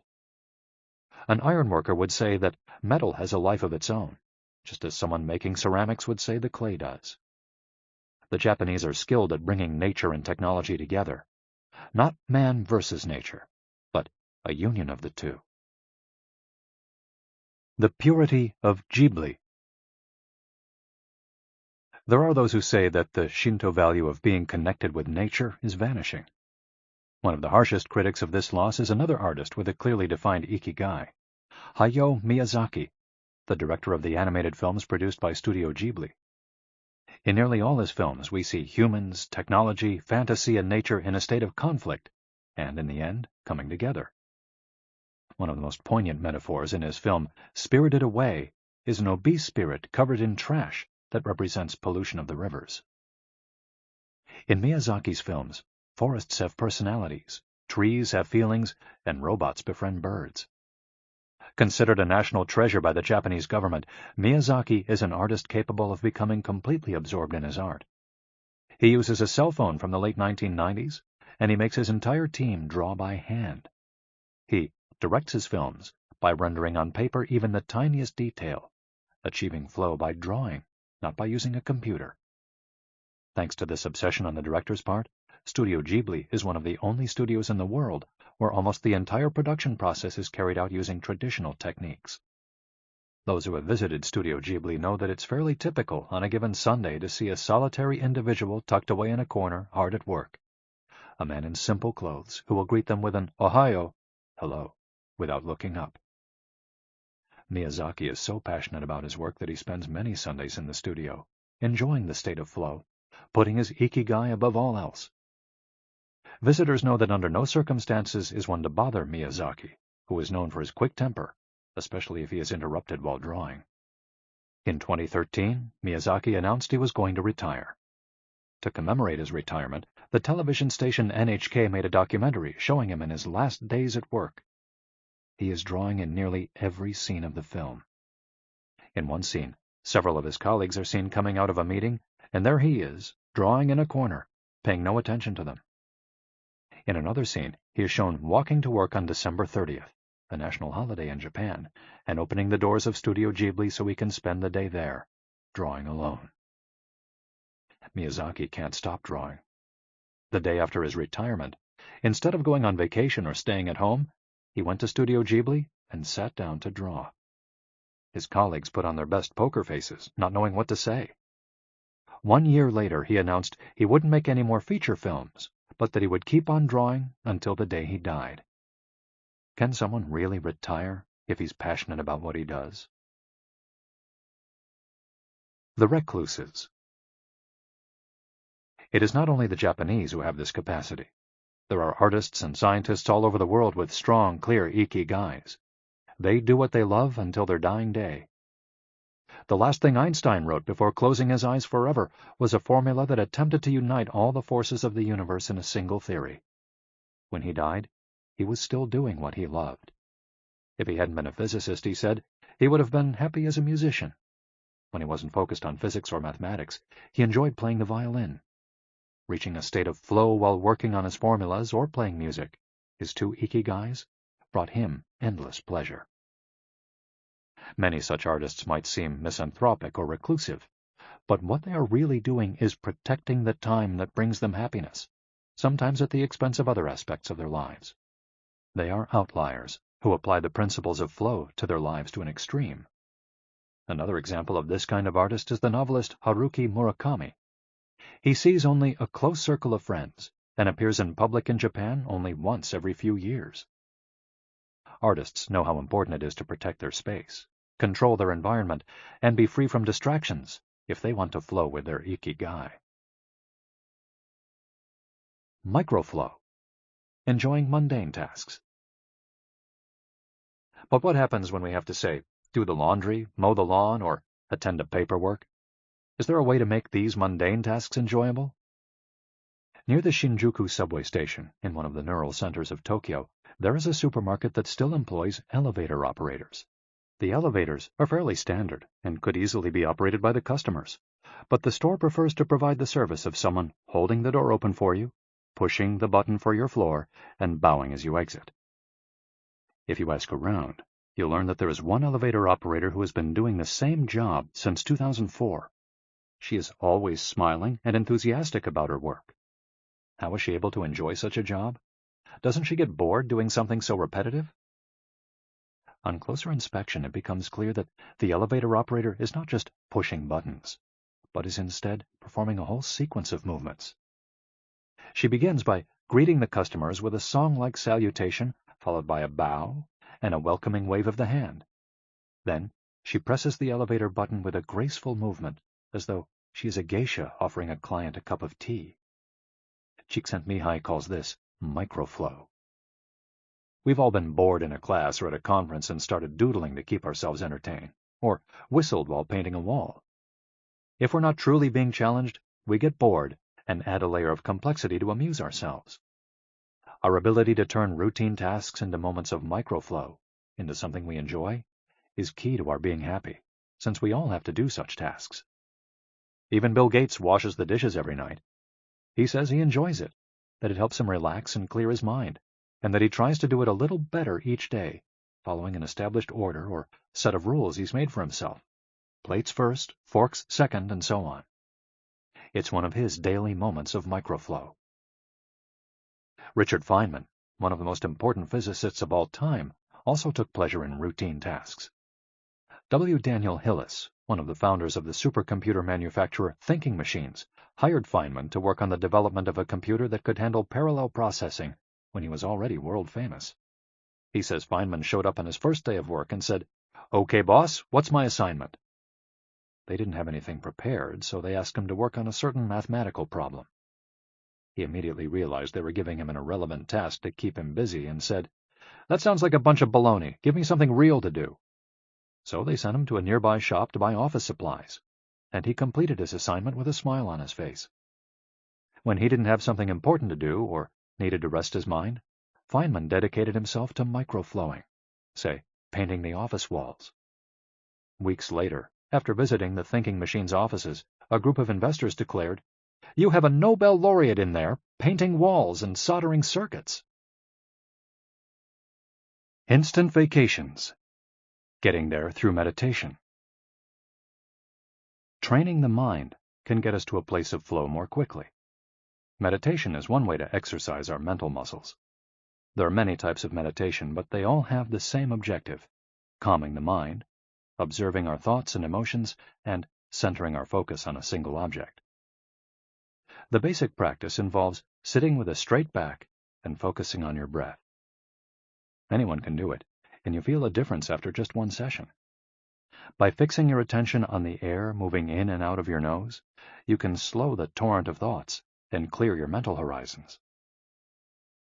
The Archer's Secret. The winner of the 1988 Olympic gold medal for archery was a 17-year-old woman from South Korea. When asked how she prepared, she replied that the most important part of her training was meditating for 2 hours each day. If we want to get better at reaching a state of flow, meditation is an excellent antidote to our smartphones and their notifications constantly clamoring for our attention. One of the most common mistakes among people starting to meditate is worrying about doing it right, achieving absolute mental silence or reaching nirvana. The most important thing is to focus on the journey. Since the mind is a constant swirl of thoughts, ideas, and emotions, slowing down the centrifuge, even for just a few seconds, can help us feel more rested and leave us with a sense of clarity. In fact, one of the things we learn in the practice of meditation is not to worry about anything that flits across our mental screen. The idea of killing our boss might flash into our mind, but we simply label it as a thought and let it pass like a cloud, without judging or rejecting it. It's only a thought, one of the 60,000 we have every day, according to some experts. Meditation generates alpha and theta brainwaves. For those experienced in meditation, these waves appear right away, while it might take half an hour for a beginner to experience them. These relaxing brainwaves are the ones that are activated right before we fall asleep, as we lie in the sun or right after taking a hot bath. We all carry a spa with us everywhere we go. It's just a matter of knowing how to get in, something anyone can do with a bit of practice. Humans as ritualistic beings. Life is inherently ritualistic. We could argue that humans naturally follow rituals that keep us busy. In some modern cultures, we've been forced out of our ritualistic lives to pursue goal after goal in order to be seen as successful. But throughout history, humans have always been busy. We were hunting, cooking, farming, exploring, and raising families, activities that were structured as rituals to keep us busy throughout our days. But in an unusual way, rituals still permeate daily life and business practices in modern Japan. The main religions in Japan, Confucianism, Buddhism, and Shintoism, are all ones in which the rituals are more important than absolute rules. When doing business in Japan, process, manners, and how you work on something is more important than the final results. Whether this is good or bad for the economy is beyond the scope of this audiobook. What is indisputable, though, is that finding flow in a ritualistic workplace is much easier than in one in which we are continually stressed out trying to achieve unclear goals set by our bosses. Rituals give us clear rules and objectives, which help us enter a state of flow. When we have only a big goal in front of us, we might feel lost or overwhelmed by it. Rituals help us by giving us the process, the sub-steps on the path to achieving a goal. When confronted with a big goal, try to break it down into parts, and then attack each part one by one. Focus on enjoying your daily rituals, using them as tools to enter a state of flow. Don't worry about the outcome. It will come naturally. Happiness is in the doing, not in the result. As a rule of thumb, remind yourself, rituals over goals. The happiest people are not the ones who achieve the most. They're the ones who spend more time than others in a state of flow. Using flow to find your Ikigai. After hearing this chapter, you should have a better idea of which activities in your life make you enter flow. Write all of them on a piece of paper. Then, ask yourself 3 questions. What do the activities that drive you to flow have in common? Why do these activities drive you to flow? For example, are all the activities you most like doing ones that you practice alone or with other people? Do you flow more when doing things that require you to move your body, or just to think? In the answers to these questions, you might find the underlying Ikigai that drives your life. If you don't, then keep searching by going deeper into what you like by spending more of your time in the activities that make you flow. Also, try new things that are not on the list of what makes you flow, but that are similar and that you're curious about. For example, if photography is something that drives you into flow, you could also try painting. You might even like it more. Or if you love snowboarding and have never tried surfing, flow is mysterious. It's like a muscle. The more you train it, the more you will flow, and the closer you'll be to your Ikigai.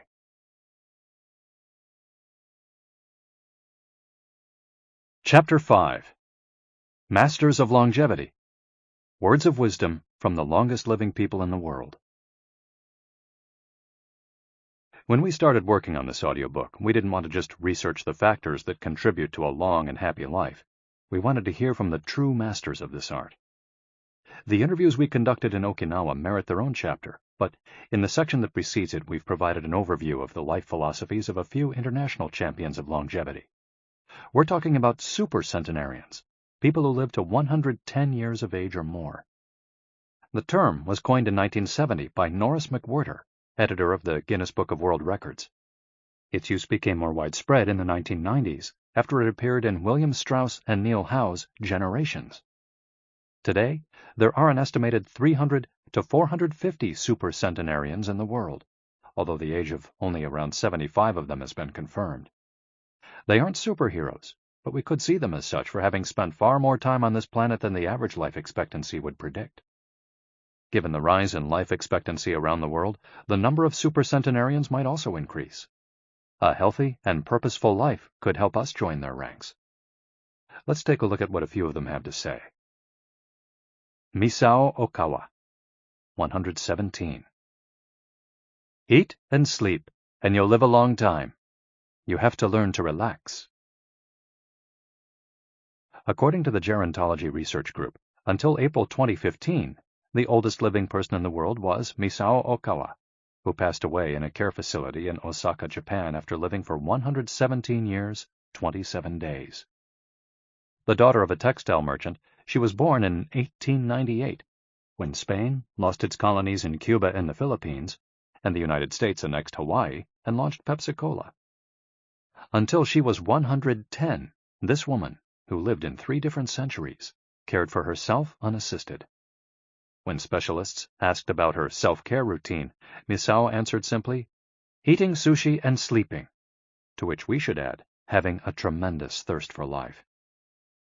When they inquired about her secret for longevity, she answered with a smile, "I ask myself the same thing." Proof that Japan continues to be a factory of long life. In July of the same year, Sakari Momoi passed away at 112 years and 150 days old. At the time, he was the oldest man in the world, though he was younger than 57 women. Maria Capovilla, 116. I've never eaten meat in my life. Born in Ecuador in 1889, Maria Capovilla was recognized by Guinness as the world's oldest person. She died of pneumonia in 2006 at 116 years and 347 days old, leaving behind 3 children, 12 grandchildren, and 20 great and great-great-grandchildren. She gave one of her last interviews at age 107, sharing her memories and her thoughts. I'm happy, and I give thanks to God who keeps me going. I never thought I'd live so long. I thought I'd die long ago. My husband, Antonio Capovilla, was the captain of a ship. He passed away at 84. We had 2 daughters and a son, and now I have many grandchildren and great-grandchildren. Things were better back in the old days. People behaved better. We used to dance, but we were more restrained. There was this one song I loved dancing to, Maria, by Luis Alarcón. I still remember most of the words. I also remember many prayers and say them every day. I like the waltz, and can still dance it. I also still make crafts. I do some of the things I did when I was in school. When she had finished recalling her past, she began to dance, one of her great passions, with an energy that made her seem decades younger. When asked about her secret for longevity, she responded simply, I don't know what the secret to long life is. The only thing I do is I've never eaten meat in my life. I attribute it to that. Jean Calment, 122. Everything's fine. Born in Arles, France, in February 1875, Jean Calment lived until August 4, 1997, making her, at 122, the oldest person of verified age in history. She jokingly said that she competed with Methuselah, and there is no question that she broke numerous records as she went on celebrating birthdays. She died of natural causes at the end of a happy life, during which she denied herself almost nothing. She rode a bicycle until she turned 100.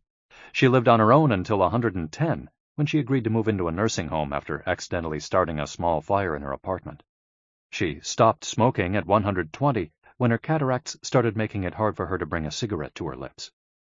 One of her secrets may have been her sense of humor. As she said on her 120th birthday, I see badly, I hear badly, and I feel bad, but everything's fine. Walter Bruning, 114. If you keep your mind and body busy, you'll be around a long time. Born in Minnesota in 1896, Walter Bruning was able to see 3 centuries in his lifetime. He died in Montana in 2011 from natural causes. He'd had 2 wives and a 50-year career on the railroad. At 83, he retired to an assisted living center in Montana, where he remained until his death. He is the 2nd oldest man of verified age ever born in the United States. He gave many interviews in his final years, insisting that his longevity stemmed from, among other things, his habit of eating only 2 meals per day and working for as many hours as he could. Your mind and your body, you keep both busy, he said on his 112th birthday. You'll be here a long time. Back then, he was still exercising every day. Among Bruning's other secrets, he had a habit of helping others, and he wasn't afraid of dying. As he declared in a 2010 interview with the Associated Press, we're all going to die. Some people are scared of dying. Never be afraid to die, because you're born to die. Before passing away in 2011, he is said to have told a pastor that he'd made a deal with God. If he wasn't going to get better, it was time to go. Alexander Emich, 111. I just haven't died yet. Born in Poland in 1903, Alexander Emich was a chemist and parapsychologist residing in the United States, who, after the death of his predecessor in 2014, became the oldest man of authenticated age in the world. Emich himself died a year thereafter, in June of that year, leaving behind a long life rich with experiences. Emich attributed his longevity to, among other things, never drinking alcohol. "It's not as though I'd won the Nobel Prize," he said upon being declared the world's oldest man. "I never thought I'd get to be so old." When asked about his secret to living so long, his answer was, "I don't know. I just haven't died yet." Ikigai artists. The secret to long life, however, is not held by supercentenarians alone.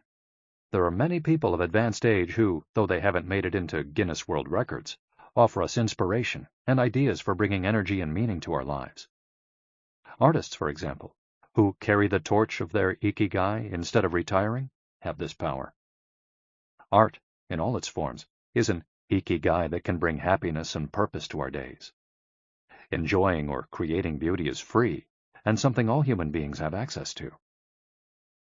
Hokusai, the Japanese artist who made woodblock prints in the ukiyo-e style and lived for 88 years, from the mid-18th to the mid-19th century, added this postscript to the first edition of his 100 Views of Mount Fuji.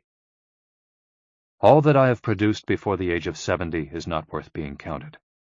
It is at the age of 73 that I have somewhat begun to understand the structure of true nature, of animals and grasses, and trees and birds, and fishes and insects. Consequently, at 80 years of age, I shall have made still more progress. At 90, I hope to have penetrated into the mystery of things.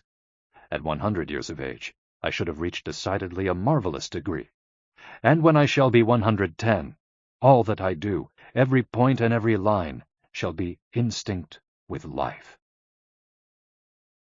Following is our collection of some of the most inspirational words from artists interviewed by Camille Sweeney for the New York Times.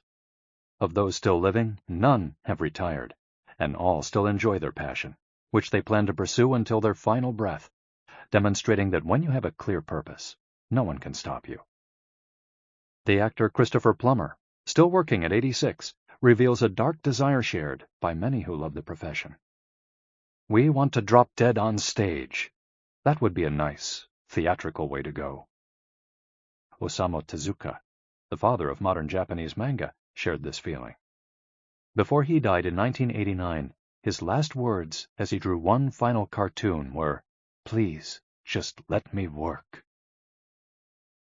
The 86-year-old filmmaker Frederick Wiseman declared on a stroll through Paris that he likes to work, which is why he does it with such intensity. "Everybody complains about their aches and pains and all that, but my friends are either dead or are still working," he said. Carmen Herrera, a painter who just entered her 100th year, sold her first canvas at 89. Today, her work is in the permanent collections of the Tate Modern and the Museum of Modern Art.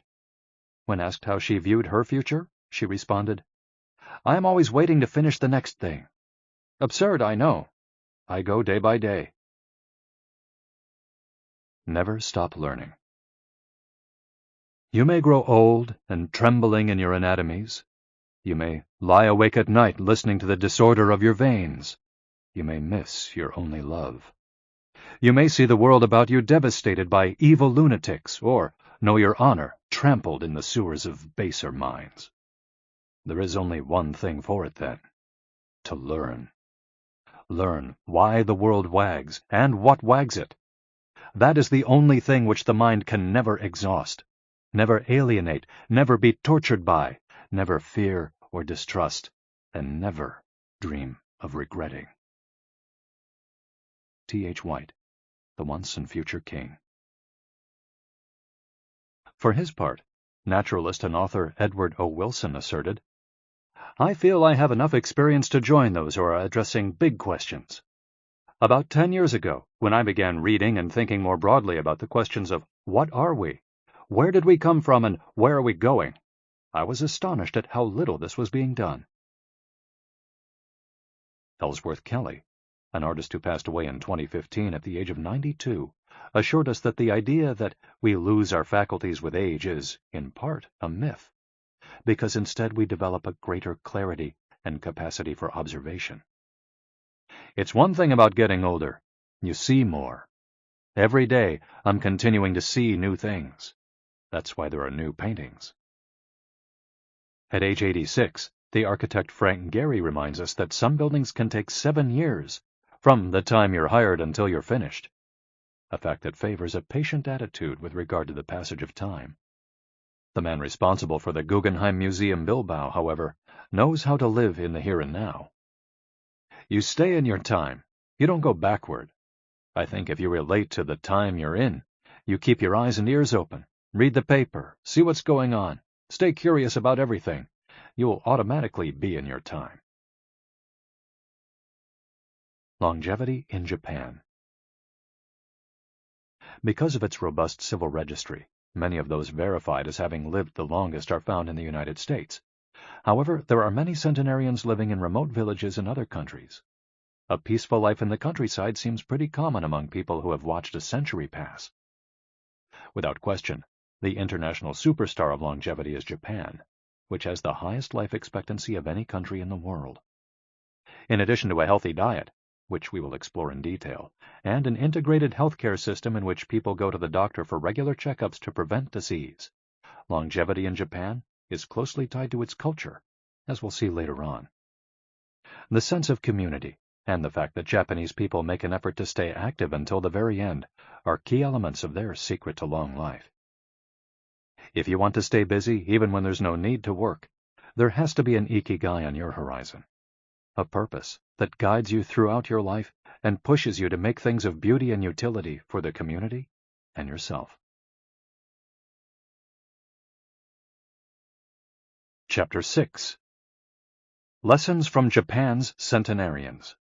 Traditions and Proverbs for Happiness and Longevity. To get to Ogimi, we had to fly nearly 3 hours from Tokyo to Naha, the capital of Okinawa. Several months earlier, we'd contacted the town council of a place known as the Village of Longevity to explain the purpose of our trip and our intention to interview the oldest members of the community. After numerous conversations, we finally got the help we were looking for and were able to rent a house just outside the town.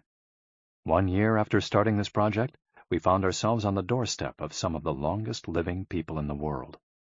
We realized right away that time seems to have stopped there, as though the entire town were living in an endless here and now. Arriving in Ogimi.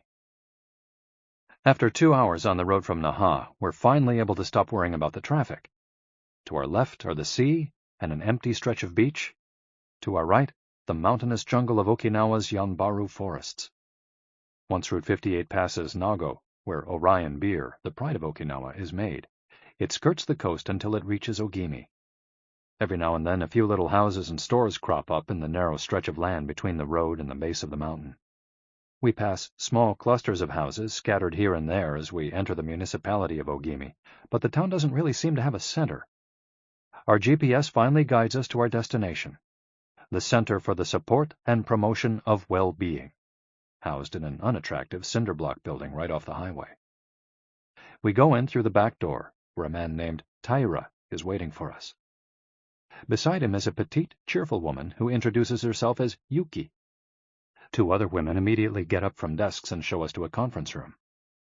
They serve us each a cup of green tea and a few shikuwasa, a small citrus fruit that packs a big nutritional punch, as we'll see later on. Taira sits down across from us in his formal suit and opens up a large planner and a 3-ring binder. Yuki sits next to him. The binder contains a list of all the town's residents, organized by age and club, or moai. Taira points out that these groups of people who help one another are characteristic of Ogimi. The moai are not organized around any concrete objective.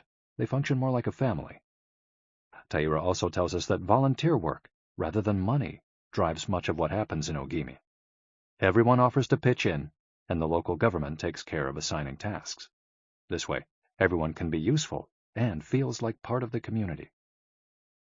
Ogimi is the penultimate town before Cape Heido, the northernmost point of the largest island in the archipelago, From the top of Ogimi's mountains, we're able to look down over the whole town. Almost everything is the green of the Yanbaru jungle, making us wonder where the nearly 3,200 residents are hiding. We can see a few houses, but they're scattered in little clusters near the sea or in small valleys, accessible by side roads. Communal life. We're invited to eat in one of Ogimi's few restaurants, but when we arrive, the only 3 tables are already reserved. "Don't worry, we'll go to Churaumi instead. It never fills up," says Yuki, walking back to the car. She's still driving at age 88, and takes great pride in that. Her co-pilot is 99, and has also decided to spend the day with us. We have to drive fast to keep up with them on a highway that is sometimes more dirt than asphalt. Finally reaching the other end of the jungle, we can at last sit down to eat. "I don't really go to restaurants," Yuki says as we take our seats. "Almost everything I eat comes from my vegetable garden, and I buy my fish from Tanaka, who's been my friend forever." The restaurant is right by the sea, and seems like something from the planet Tatooine from Star Wars. The menu boasts in large letters that it serves slow food, prepared with organic vegetables grown in the town. "But really," Yuki continues, "food is the least important thing." She is extroverted and rather pretty. She likes to talk about her role as the director of several associations run by the local government. "Food won't help you live longer," she says, bringing to her lips a bite of the diminutive confection that followed our meal. "The secret is smiling and having a good time." There are no bars and only a few restaurants in Ogimi, but those who live there enjoy a rich social life that revolves around community centers. The town is divided into 17 neighborhoods, and each one has a president and several people in charge of things like culture, festivals, social activities, and longevity. Residents pay close attention to this last category. We're invited to the community center of one of the 17 neighborhoods. It's an old building right next to one of the mountains of the Yanbaru jungle, home to Bunagaya, the town's iconic sprites. The Bunagaya spirits of the Yanbaru jungle. Bunagaya are magical creatures that inhabit the Yanbaru jungle near Ogimi and its surrounding towns. They manifest as children with long red hair and like to hide in the jungle's kajumaru, banyan trees, and go fishing on the beach. Many of Okinawa's stories and fables are about Bunagaya sprites. They're mischievous, playful, and unpredictable. Locals say that the Bunagaya love the mountains, rivers, sea, trees, earth, wind, and animals, and that if you want to befriend them, you have to show respect for nature. A birthday party. When we arrive at the neighborhood's community center, we're greeted by a group of about 20 people who proudly proclaim, "The youngest among us is 83. We conduct our interviews at a large table while drinking green tea. When we finish, we're brought to an event space where we celebrate the birthdays of 3 members of the group. One woman is turning 99, another 94, and one young man has just reached 89. We sing a few songs popular in the village and finish up with "Happy Birthday" in English. The woman turning 99 blows out the candles and thanks everyone for coming to her party. We eat homemade shikawasa cake and end up dancing and celebrating as though it were the birthday of a 20-something. It's the first party, but not the last that we'll attend during our week in the village. We'll also do karaoke with a group of seniors who sing better than we do, and attend a traditional festival with local bands, dancers, and food stands at the foot of a mountain. Celebrate each day together. Celebrations seem to be an essential part of life in Ogimi. We're invited to watch a game of gate ball, one of the most popular sports among Okinawa's older residents. It involves hitting a ball with a mallet-like stick. It's a low-impact sport that can be played anywhere, and it's a good excuse to move around and have fun as a group. The residents hold local competitions, and there is no age limit for participants. We participate in the weekly game and lose to a woman who recently turned 104. Everyone cheers, and the defeated look on our faces elicits laughter. In addition to playing and celebrating as a community, spirituality is also essential to the happiness of the village's residents. The gods of Okinawa. The main religion in Okinawa is known as Ryukyu Shinto. Ryukyu is the original name of the Okinawa archipelago, and Shinto means the path of the gods. Ryukyu Shinto combines elements of Chinese Taoism, Confucianism, Buddhism, and Shintoism with shamanistic and animistic elements. According to this ancient faith, the world is populated by an infinite number of spirits divided into several types: spirits of the home, of the forest, of the trees, and of the mountains. It's important to appease these spirits through rituals and festivals, and by consecrating sacred grounds. Okinawa is full of sacred jungles and forests, where many of the two main kinds of temples are found, the Utaki and the Uganju. We visited an Uganju, or small open-air temple, adorned with incense and coins, next to a waterfall in Ogimi. The Utaki is a collection of stones where people go to pray and where, supposedly, spirits gather. In Okinawa's religious practice, women are considered spiritually superior to men, whereas the opposite is true of traditional Shintoism in the rest of Japan. Yuta are women chosen as mediums by their communities to make contact with the spirit realm through traditional rites. Ancestor worship is another important feature of spiritual practice in Okinawa, and in Japan in general. The home of each generation's firstborn usually contains a butsudan, or small altar, used to pray for and make offerings to the family's ancestors. Mabui. Every person has an essence, or mabui. This mabui is our spirit and the source of our life force. It is immortal and makes us who we are. Sometimes the mabui of someone who has died is trapped in the body of a living person. This situation requires a separation ritual to free the mabui of the deceased. It often happens when a person dies suddenly, especially at a young age, and his or her mabui does not want to move on to the realm of the dead. A mabui can also be passed from person to person by physical contact. A grandmother who leaves her granddaughter a ring transfers a part of her mabui to her. Photographs can also be a medium for passing mabui among people. The older, the stronger.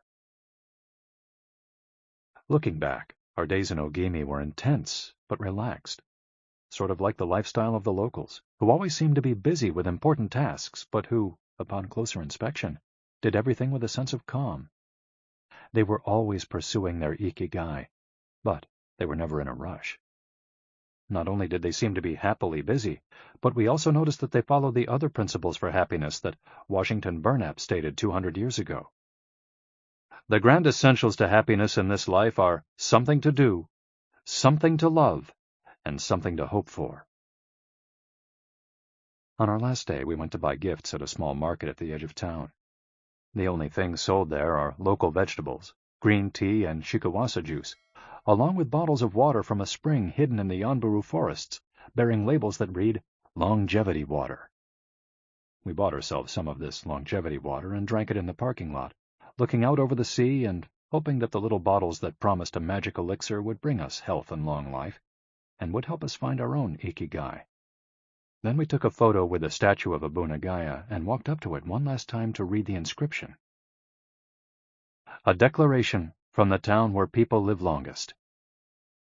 At 80, I am still a child. When I come to see you at 90, send me away to wait until I am 100. The older, the stronger. Let us not depend too much on our children as we age.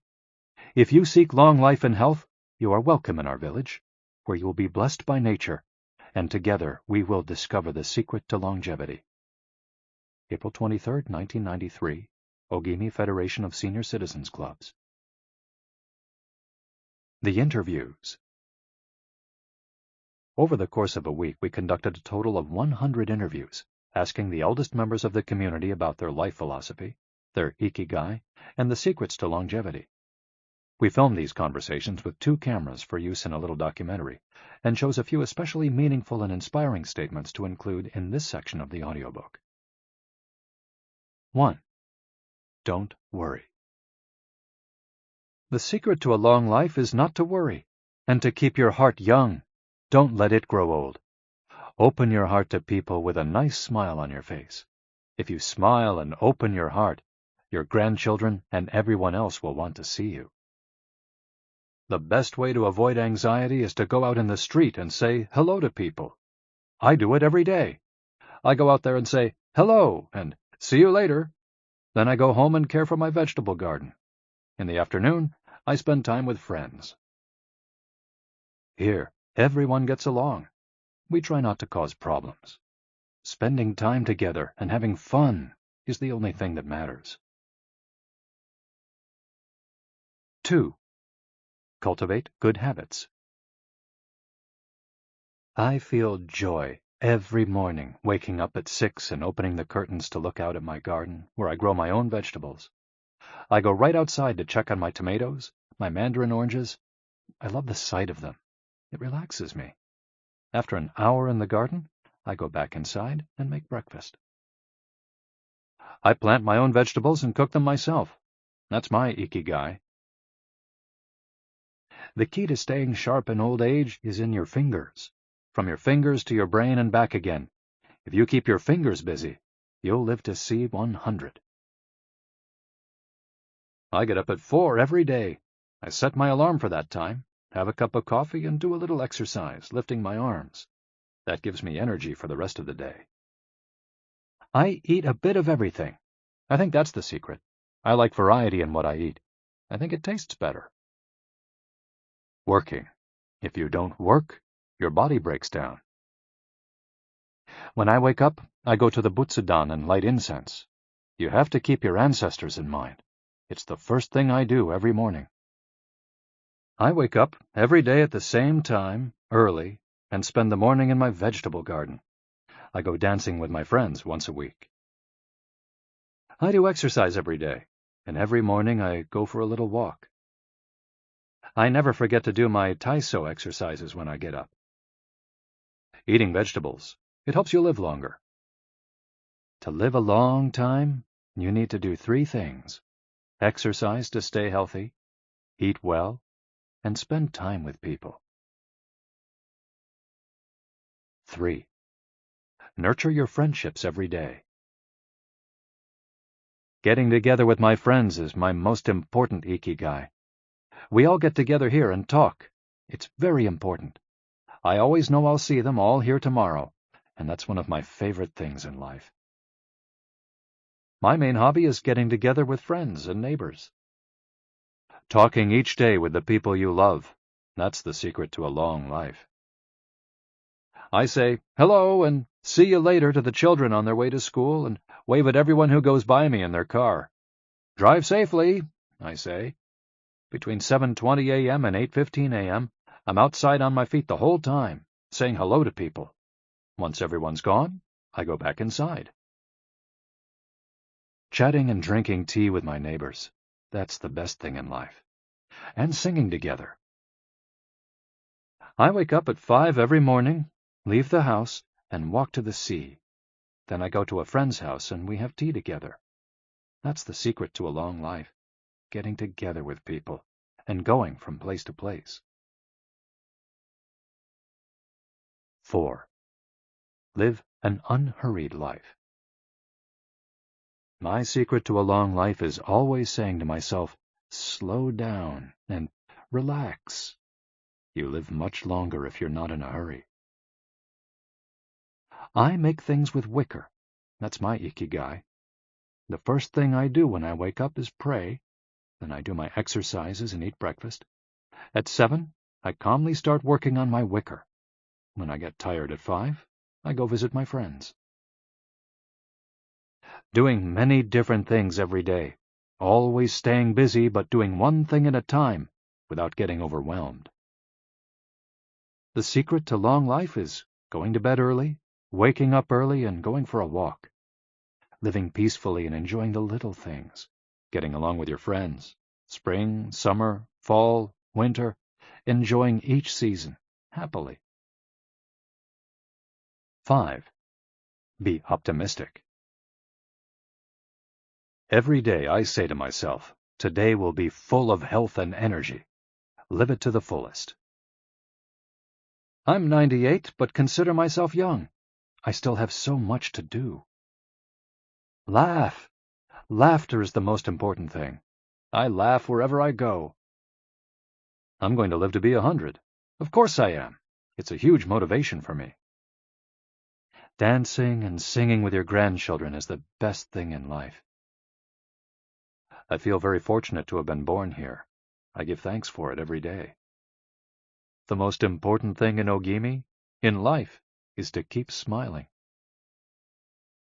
I do volunteer work to give back to the village a bit of what it has given to me. For example, I use my car to help friends get to the hospital. There's no secret to it. The trick is just to live. Keys to the Ogimi lifestyle. 100% of the people we interviewed keep a vegetable garden, and most of them also have fields of tea, mangoes, shikawasa, and so on. All belong to some form of neighborhood association where they feel cared for, as though by family. They celebrate all the time, even little things. Music, song, and dance are essential parts of daily life. They have an important purpose in life, or several. They have an Ikigai, but they don't take it too seriously. They're relaxed and enjoy all that they do. They are very proud of their traditions and local culture. They are passionate about everything they do, however insignificant it might seem. Locals have a strong sense of yui ma'aru, recognizing the connection between people. They help each other with everything from work in the fields, harvesting sugarcane or planting rice, to building houses and municipal projects. Our friend Miyagi, who ate dinner with us on our last night in town, told us that he was building a new home with the help of all his friends, and that we could stay there the next time we were in Ogimi. They are always busy, but they occupy themselves with tasks that allow them to relax. We didn't see a single old grandpa sitting on a bench doing nothing. They're always coming and going, to sing karaoke, visit with neighbors, or play a game of gateball. Chapter 7. The Ikigai Diet. What the world's longest living people eat and drink. According to the World Health Organization, Japan has the highest life expectancy in the world, 85 years for men and 87.3 years for women. Moreover, it has the highest ratio of centenarians in the world, more than 520 for every million people, as of September 2016. While life expectancy in Japan is high overall, Okinawa exceeds the national average. Okinawa is one of the areas in Japan that were most affected by World War II. As a result not only of conflicts on the battlefield, but also of hunger and a lack of resources once the war ended, the average life expectancy was not very high during the 1940s and 1950s. As Okinawans recovered from the destruction, however, they came to be some of the country's longest living citizens. What secrets to long life do the Japanese hold? What is it about Okinawa that makes it the best of the best in terms of life expectancy? Experts point out that, for one thing, Okinawa is the only province in Japan without trains. Its residents have to walk or cycle when not driving. It's also the only province that has managed to follow the Japanese government's recommendation of eating less than 10 grams of salt per day. Okinawa's Miracle Diet. The mortality rate from cardiovascular disease in Okinawa is the lowest in Japan, and diet almost certainly has a lot to do with this. It's no coincidence that the Okinawa diet is so often discussed around the world at panels on nutrition. The most concrete and widely cited data on diet in Okinawa came from studies by Makoto Suzuki, a cardiologist at the University of Ryukyus, who has published more than 700 scientific articles on nutrition and aging in Okinawa since 1970. Bradley J. Wilcox and D. Craig Wilcox joined Makoto Suzuki's research team and published a book considered the Bible on the subject, The Okinawa Program. They reached the following conclusions. Locals eat a wide variety of foods, especially vegetables. Variety seems to be key. A study of Okinawa's centenarians showed that they ate 206 different foods, including spices, on a regular basis. They ate an average of 18 different foods each day, a striking contrast to the nutritional poverty of our fast food culture. They eat at least 5 servings of fruits and vegetables every day. At least 7 types of fruits and vegetables are consumed by Okinawans on a daily basis. The easiest way to check if there's enough variety on your table is to make sure you're eating the rainbow. A table featuring red peppers, Carrots, spinach, cauliflower, and eggplant, for example, offers great color and variety. Vegetables, potatoes, legumes, and soy products, such as tofu, are the staples of an Okinawan's diet.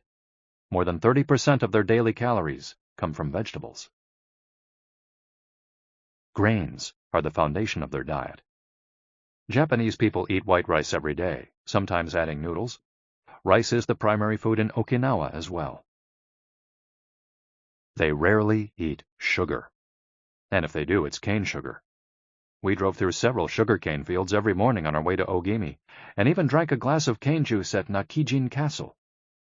Beside the stall selling the juice was a sign describing the anti-carcinogenic benefits of sugarcane. In addition to these basic dietary principles, Okinawans eat fish an average of 3 times per week. Unlike in other parts of Japan, the most frequently consumed meat is pork, though locals eat it only once or twice per week. Along these lines, Makoto Suzuki's studies indicate the following. Okinawans consume, in general, 1/3 as much sugar as the rest of Japan's population, which means that sweets and chocolate are much less a part of their diet. They also eat practically half as much salt as the rest of Japan, 7 grams per day compared to an average of 12. They consume fewer calories, an average of 1,785 per day, compared to 2,068 in the rest of Japan. In fact, low caloric intake is common among the 5 blue zones. Hara-hachi-bu. This brings us back to the 80% rule we mentioned in the first chapter, a concept known in Japanese as hara-hachi-bu. It's easy to do. When you notice you're almost full but could have a little more, just stop eating. One easy way to start applying the concept of hara-hachi-bu is to skip dessert, or to reduce portion size. The idea is to still be a little bit hungry when you finish. This is why portion size tends to be much smaller in Japan than in the West. Food isn't served as appetizers, main courses, and dessert. Instead, it's much more common to see everything presented at once on small plates. One with rice, another with vegetables, a bowl of miso soup, and something to snack on. Serving food on many small plates makes it easier to avoid eating too much, and facilitates the varied diet discussed at the beginning of this chapter. Hara-hachi-bu is an ancient practice. The 12th century book on Zen Buddhism, Zazen Youjinki, recommends eating 2/3 as much as you might want to. Eating less than one might want is common among all Buddhist temples in the East. Perhaps Buddhism recognized the benefits of limiting caloric intake more than 9 centuries ago. So, eat less to live longer? Few would challenge this idea. Without taking it to the extreme of malnutrition, of course, eating fewer calories than our bodies ask for seems to increase longevity.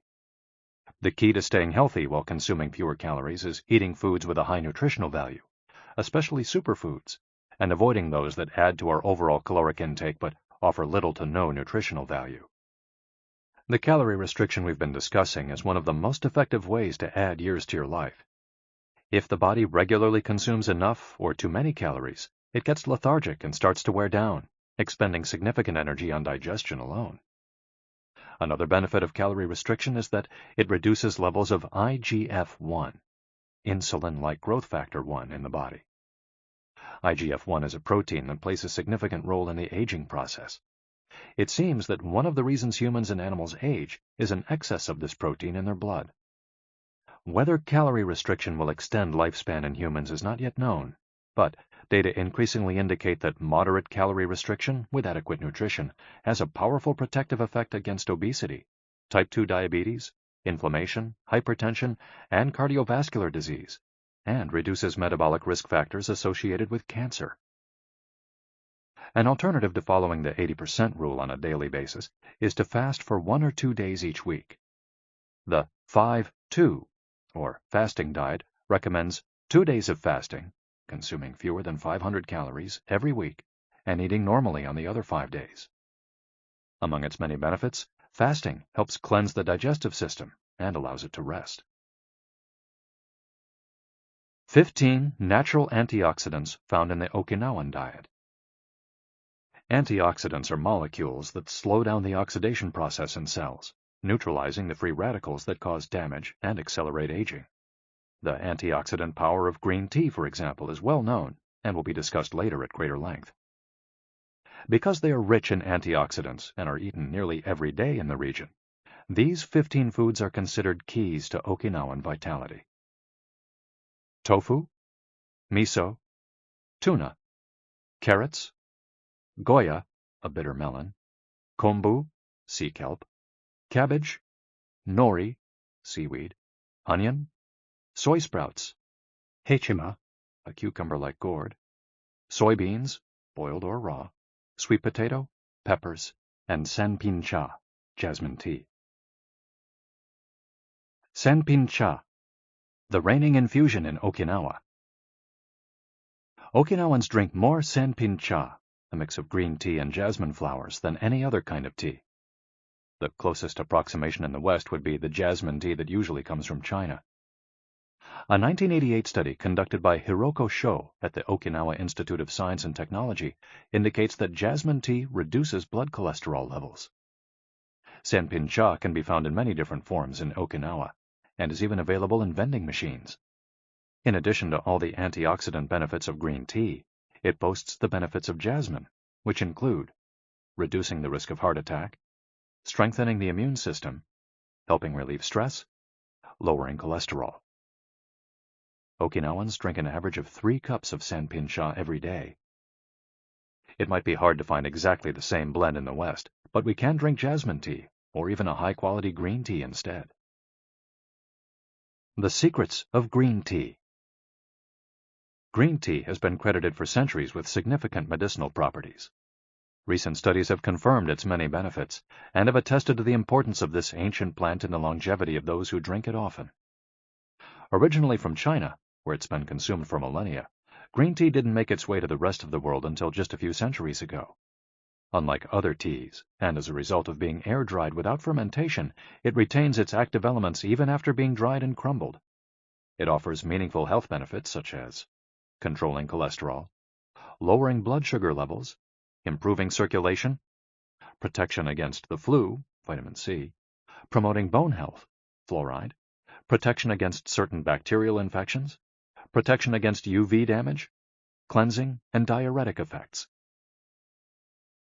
White tea, with its high concentration of polyphenols, may be even more effective against aging. In fact, it's considered to be the natural product with the greatest antioxidant power in the world, to the extent that 1 cup of white tea might pack the same punch as a dozen glasses of orange juice.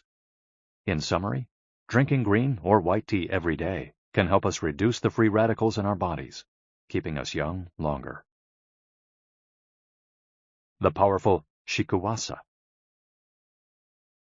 Shikuwasa is the citrus fruit par excellence of Okinawa, and Ogimi is its largest producer in all of Japan. The fruit is extremely acidic. It's impossible to drink shikuwasa juice without diluting it first with water. Its taste is somewhere between that of a lime and a mandarin orange, to which it bears a family resemblance. Shikuwasas also contain high levels of nobiletin, a flavonoid rich in antioxidants.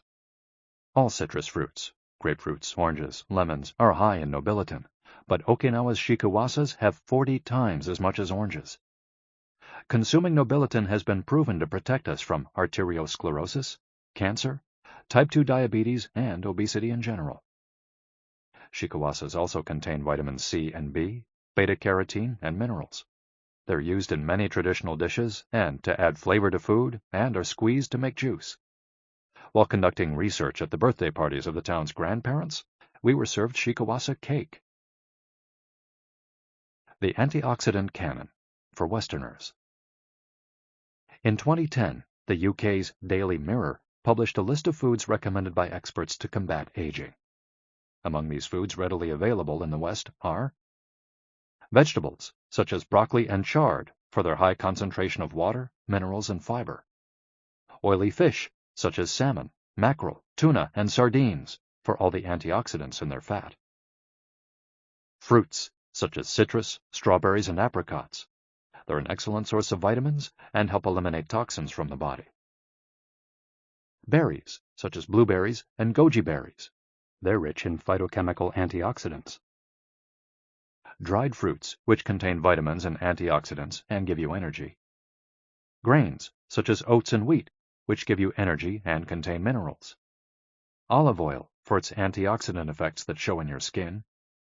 red wine, in moderation, for its antioxidant and vasodilatory properties.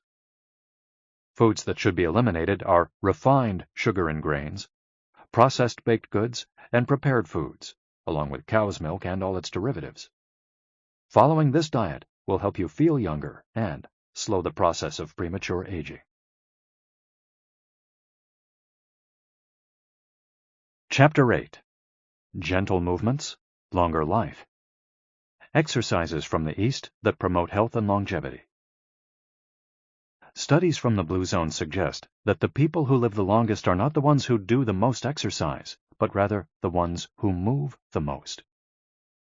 When we visited Ogimi, the village of longevity, we discovered that even people over 80 and 90 years old are still highly active. They don't stay at home looking out the window or reading the newspaper. Ogimi's residents walk a lot, do karaoke with their neighbors, get up early in the morning, and as soon as they've had breakfast, or even before, head outside to weed their gardens. They don't go to the gym or exercise intensely, but they almost never stop moving in the course of their daily routines. As easy as getting out of your chair. Metabolism slows down 90% after 30 minutes of sitting. The enzymes that move the bad fat from your arteries to your muscles, where it can get burned off, slow down. And after 2 hours, good cholesterol drops 20%. Just getting up for 5 minutes is going to get things going again. These things are so simple they're almost stupid, says Gavin Bradley in a 2015 interview with Bridget Schulte for the Washington Post. Bradley is one of the preeminent experts on the subject, and the director of an international organization dedicated to building awareness of how detrimental sitting all the time can be to our health. If we live in a city, we might find it hard to move in natural and healthy ways every day, but we can turn to exercises that have proven for centuries to be good for the body. The Eastern disciplines for bringing body, mind, and soul into balance have become quite popular in the West, but in their countries of origin, they've been used for ages to promote health. Yoga, originally from India, though very popular in Japan, and China's Qigong and Tai Chi, among other disciplines, seek to create harmony between a person's body and mind, so they can face the world with strength, joy, and serenity. They're touted as elixirs of youth, and science has endorsed the claim. These gentle exercises offer extraordinary health benefits, and are particularly appropriate for older individuals who have a harder time staying fit. Tai Chi has been shown, among other things, to slow the development of osteoporosis and Parkinson's disease, to increase circulation, and to improve muscle tone and flexibility. Its emotional benefits are just as important. It's a great shield against stress and depression. You don't need to go to the gym for an hour every day or run marathons. As Japanese centenarians show us, all you need is to add movement to your day. Practicing any of these Eastern disciplines on a regular basis is a great way to do so. An added benefit is that they all have well-defined steps, and as we heard in Chapter 4, disciplines with clear rules are good for flow. If you don't like any of these disciplines, feel free to choose a practice that you love and that makes you move. Following, we'll take a look at some of the practices that promote health and longevity. But first, a little appetizer, a singularly Japanese exercise for starting your day. Radio Taiso. This morning warm-up has been around since before World War II. The radio part of its name is from when the instructions for each exercise were transmitted over the radio, but today people usually do these movements while tuned to a television channel or internet video demonstrating the steps. One of the main purposes of doing radio Taiso is to promote a spirit of unity among participants. The exercises are always done in groups, usually in schools before the start of classes, and in businesses before the workday begins. Statistics show that 30% of Japanese practice radio Taiso for a few minutes every morning. But radio Taiso is one thing that almost everyone we interviewed in Ogimi had in common. Even the residents of the nursing home we visited dedicated at least 5 minutes every day to doing it, though some did the exercises from their wheelchairs. We joined them on their daily practice, and we felt refreshed for the rest of the day. When these exercises are done in a group, it's usually on a sports field or in a large reception hall, and typically involves some kind of loudspeaker. The exercises take 5 or 10 minutes, depending on whether you do all or only some of them. They focus on dynamic stretching and increasing joint mobility. One of the most iconic radio Taiso exercises consists of simply raising your arms above your head and then bringing them down in a circular motion. It's a tool to wake up the body, an easy mobility workout that is low in intensity and that focuses on exercising as many joints as possible. It might seem basic, but in our modern lives, we can spend days without raising our arms above our ears. Think about it. Our arms are down when using computers, when using smartphones, when reading books. One of the few times we raise our hands over our heads is when reaching for something in a cupboard or closet, while our ancestors were raising their hands over their heads all the time when gathering things from trees. Radio Taiso helps us to practice all the basic movements of the body. Yoga. Popular in Japan as well as in the West, yoga can be done by almost anyone. Some of its poses have even been adapted for pregnant women and practitioners with physical disabilities. Yoga comes from India, where it was developed millennia ago to unite our mental and physical elements. The word yoga itself comes from the Sanskrit term for yoke, which refers to the crosspiece that binds draft animals to one another and to the cart they're pulling. Yoga strives to unite body and mind in the same way, guiding us toward a healthy lifestyle in harmony with the world around us. The main objectives of yoga are to bring us closer to our human nature, mental and physical purification, to bring us closer to the divine. Styles of yoga. Though all are oriented towards similar goals, there are many different types of yoga that vary according to the traditions and texts from which they were developed. The differences among them lie, as the masters say, in the path taken to the summit of our best self. Jnana Yoga. The yoga of wisdom, the search for discipline and mental growth. Karma Yoga focuses on action, on tasks and duties that benefit oneself and one's community. Bhakti Yoga, the yoga of devotion and surrender to the divine. Mantra Yoga focuses on the recitation of mantras to reach a state of relaxation. Kundalini Yoga combines diverse steps to reach the desired mental state. Raja Yoga, also known as the royal path, encompasses a range of steps geared toward achieving communion with oneself and others. Hatha Yoga, the most widespread form in the West and Japan, characterized by asanas, or poses, combined in a quest for balance. How to do a sun salutation. The sun salutation is one of the most iconic exercises in Hatha Yoga. To do it, you simply have to follow these 12 basic movements. 1. With your feet together, stand up straight, but keep your muscles relaxed. Exhale. 2. Place the palms of your hands together in front of your chest. From this position, inhale as you raise your arms above your head and bend backwards slightly. 3. Exhale as you bend forward until you touch the ground with the palms of your hands, without bending your knees. 4. Stretch one leg back to touch the floor with the tips of your toes. Inhale. 5. Bring the other leg back, keeping your legs and arms straight as you hold your breath. 6. As you exhale, bend your arms and bring your chest to the ground, and then forward, resting your knees on the ground. 7. Straighten your arms and bend your spine back, keeping the lower half of your body on the ground. Inhale. 8. With your hands and feet on the ground, lift your hips until your arms and legs are straight and your body forms an upside-down V. Exhale throughout the movement. 9. Bring forward the same leg you'd stretched back earlier and bend it so that your knee and foot are aligned under your head and between your hands. Inhale. 10. Exhale as you bring your back foot forward and straighten your legs, keeping your hands on the ground as in posture 3. 11. Bring your arms above your head with your palms together and bend backwards slightly as you did in posture 2 while you inhale. 12. Lower your arms to their initial position in mountain pose while you exhale. You've just greeted the sun. Now you're ready to have a fantastic day.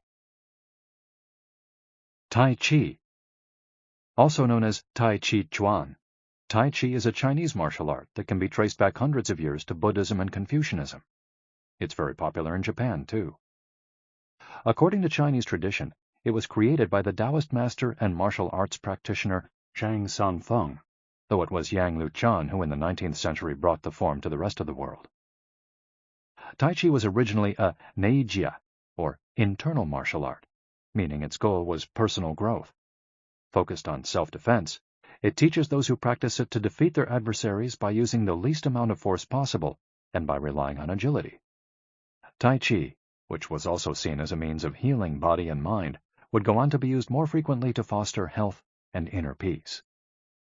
To encourage its citizens to be more active, the Chinese government promoted it as an exercise, and it lost its original connection to martial arts, becoming instead a source of health and well-being, accessible to all.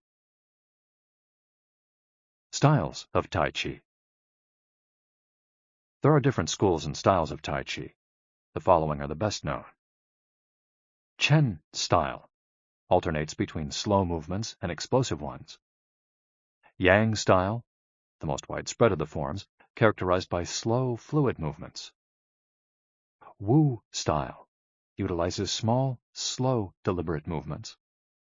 Hao style, centered on internal movements, with almost microscopic external movements, one of the least practiced forms of Tai Chi, even in China.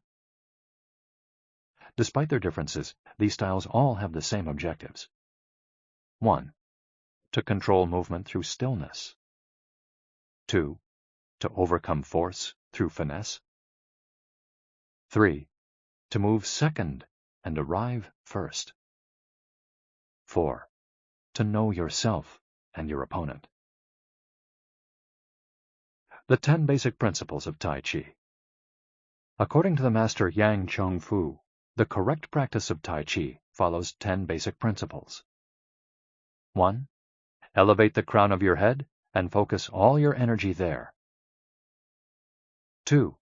Tighten your chest and expand your back to lighten your lower body. 3.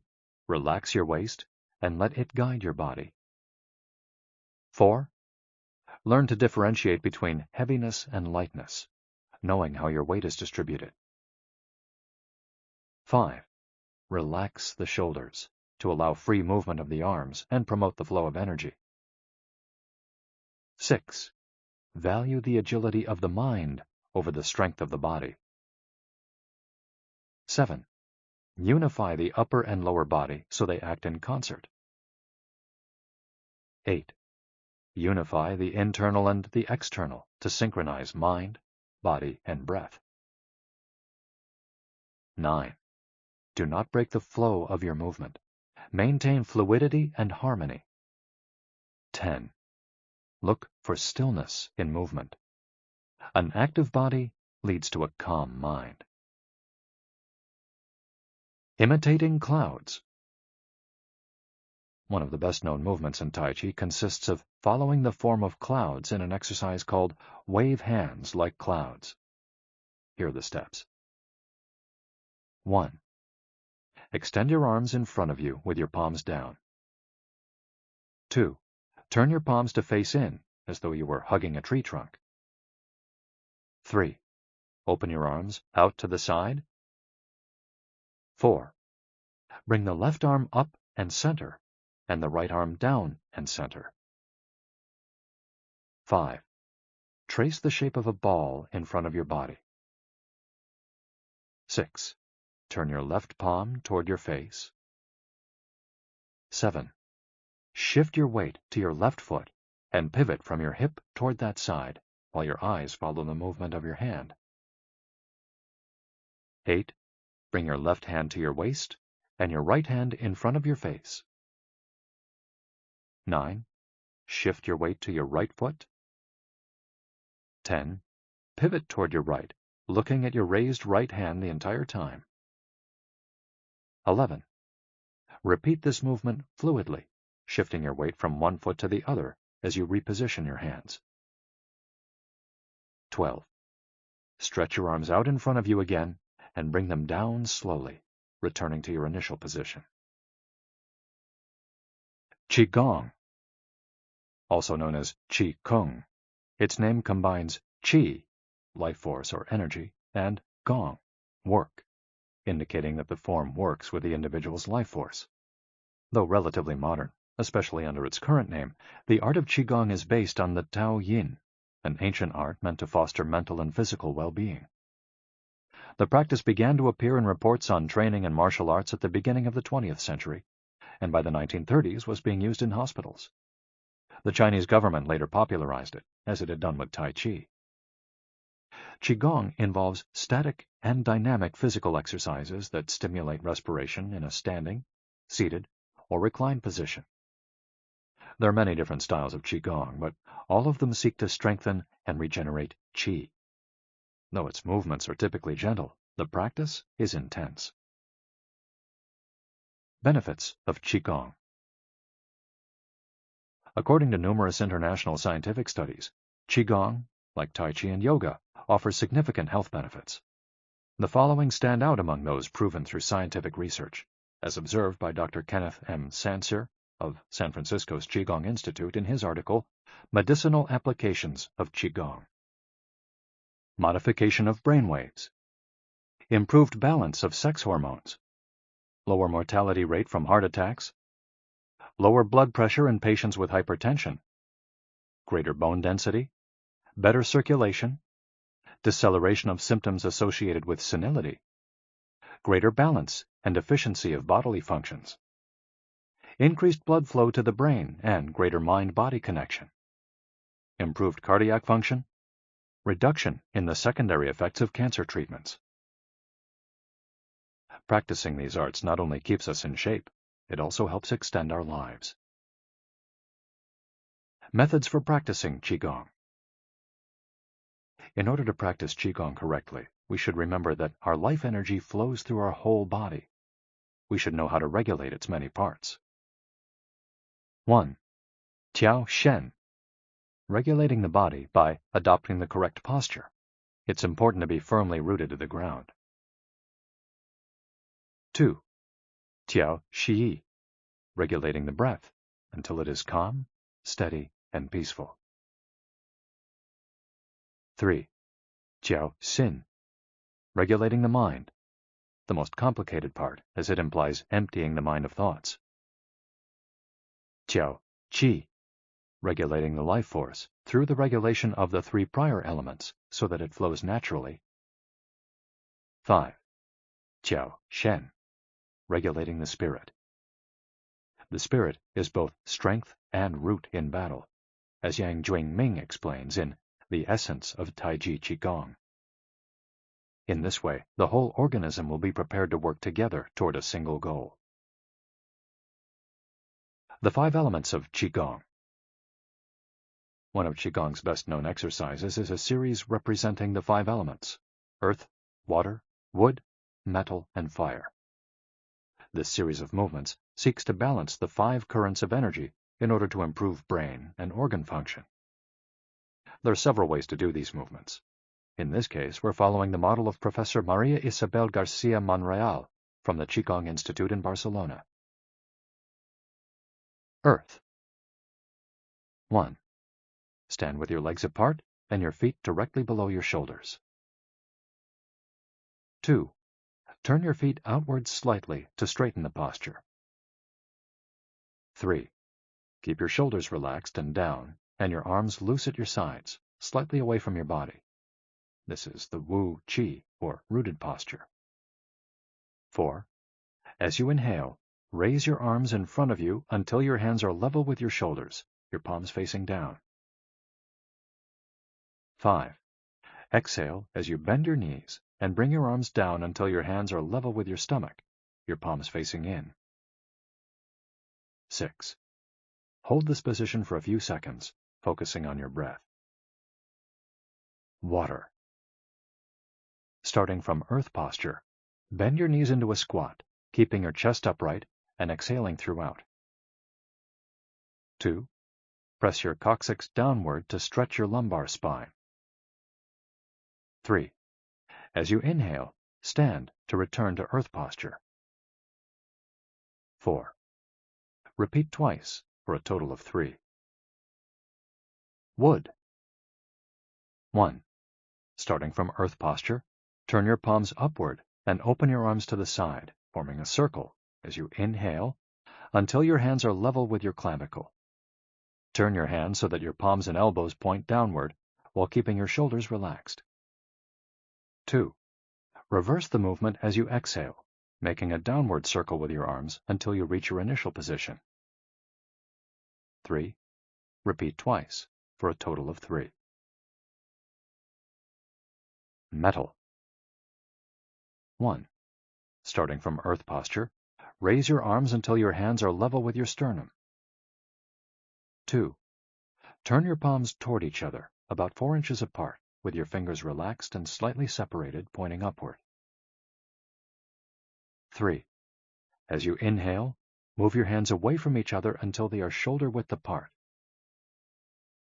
4. As you exhale, bring your hands toward each other until they are back in position 2. 5. Repeat twice for a total of 3, observing the concentration of energy as you bring your hands together in front of your lungs. Fire. 1. Starting from earth posture, bring your hands level with your heart as you inhale, with one hand slightly above the other and your palms facing each other. 2. Rotate your hands to feel the energy of your heart. 3. Turn from your waist gently to the left, keeping your torso relaxed and your forearms parallel to the ground. 4. With your palms still facing each other, separate your hands, bringing one up until it is level with your shoulder and the other down in front of your abdomen. 5. Turn from your waist gently to the right, keeping your torso relaxed and your forearms parallel to the ground. 6. As you exhale, let your hands come back together in front of your heart. 7. With your palms still facing each other, separate your hands, bringing one up until it is level with your shoulder and the other down in front of your abdomen. Completing the series. 1. Starting from earth posture, inhale as you bring your hands level with your shoulders, palms facing down. 2. As you exhale, lower your arms to rest at your sides, returning to the initial Wu Qi posture. Shiatsu. Created in Japan in the early 20th century, principally for the treatment of arthritis, shiatsu also works on energy flow through the application of pressure with the thumbs and the palms of the hands. In combination with stretching and breathing exercises, it seeks to create equilibrium among the different elements of the body. The following quote is about the Dao Yin, a general term referring to the ancient arts meant to foster mental and physical well-being. It is not important that a Dao Yin have a name, is imitating something, or is engraved in jade. What is important is the technique and the essence of what is really practiced. Stretching and contracting, bending and lifting of the head, stepping, lying down, resting or standing, walking or stepping slowly, screaming or breathing, everything can be a Dao Yin. Ge Hong. Breathe better. Live longer. The book Shu Chen Shishu, known in the West as 10 Books on the Cultivation of Perfection, dates back to the 13th century and is a compendium of materials from diverse sources on developing the mind and body. It quotes, among others, the celebrated Chinese doctor and essayist Sun Simiao, who lived during the 6th century. Sun Simiao was a proponent of a technique called the 6 healing sounds, which involves the coordination of movement, breathing, and pronouncing sounds with the purpose of bringing our souls to a place of calm.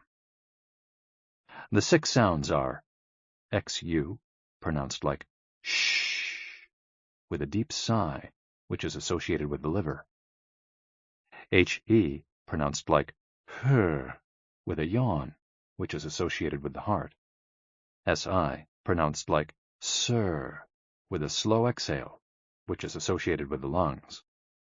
CHUI, pronounced like chui, with a forceful exhale, which is also associated with the kidneys. HOO, pronounced like hu, which is associated with the spleen, and XI, pronounced like shi, which connects the whole body. The following poem by Sun Simiao offers clues about how to live well according to the season. It reminds us of the importance of breathing and suggests that as we breathe, we visualize the organs associated with each of the healing sounds. In spring, breathe shh for clear eyes, and so wood can aid your liver. In summer, reach for her, so that heart and fire can be at peace. In fall, breathe sir to stabilize and gather metal, keeping the lungs moist. For the kidneys, next, breathe chui and see your inner waters calm. The triple heater needs your shi to expel all heat and troubles. In all 4 seasons, take deep breaths so your spleen can process food. And of course, avoid exhaling noisily. Don't let even your own ears hear you. The practice is most excellent and will help preserve your divine elixir. It might feel confusing to be presented with all the Eastern traditions we've introduced in this chapter. The takeaway is that they all combine a physical exercise with an awareness of our breath. These 2 components, movements and breath, help us to bring our consciousness in line with our body, instead of allowing our mind to be carried away by the sea of daily worries. Most of the time, we're just not aware enough of our breathing.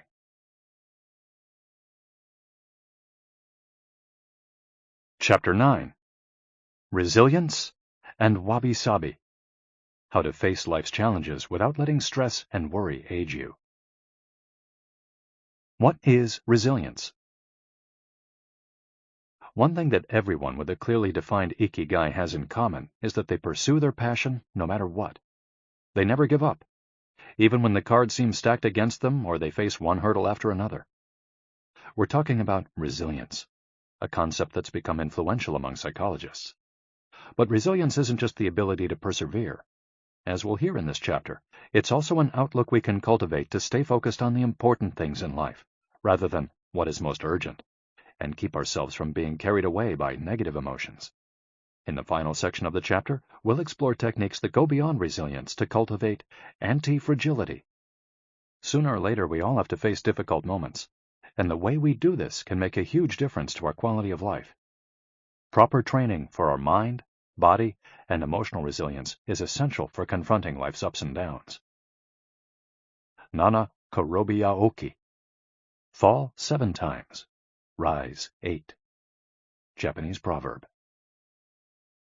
Resilience is our ability to deal with setbacks. The more resilient we are, the easier it will be to pick ourselves up and get back to what gives meaning to our lives. Resilient people know how to stay focused on their objectives, on what matters, without giving in to discouragement. Their flexibility is the source of their strength. They know how to adapt to change and to reversals of fortune. They concentrate on the things they can control and don't worry about those they can't. In the words of the famous Serenity Prayer by Reinhold Niebuhr, God, give us grace to accept with serenity the things that cannot be changed, courage to change the things which should be changed, and the wisdom to distinguish the one from the other. Emotional resilience through Buddhism and Stoicism. Siddhartha Gautama, Buddha, was born a prince of Kapilavastu, Nepal, and grew up in a palace, surrounded by riches. At 16, he married and had a child. Not satisfied by his family's wealth, at 29, he decided to try a different lifestyle and ran away from the palace to live as an ascetic.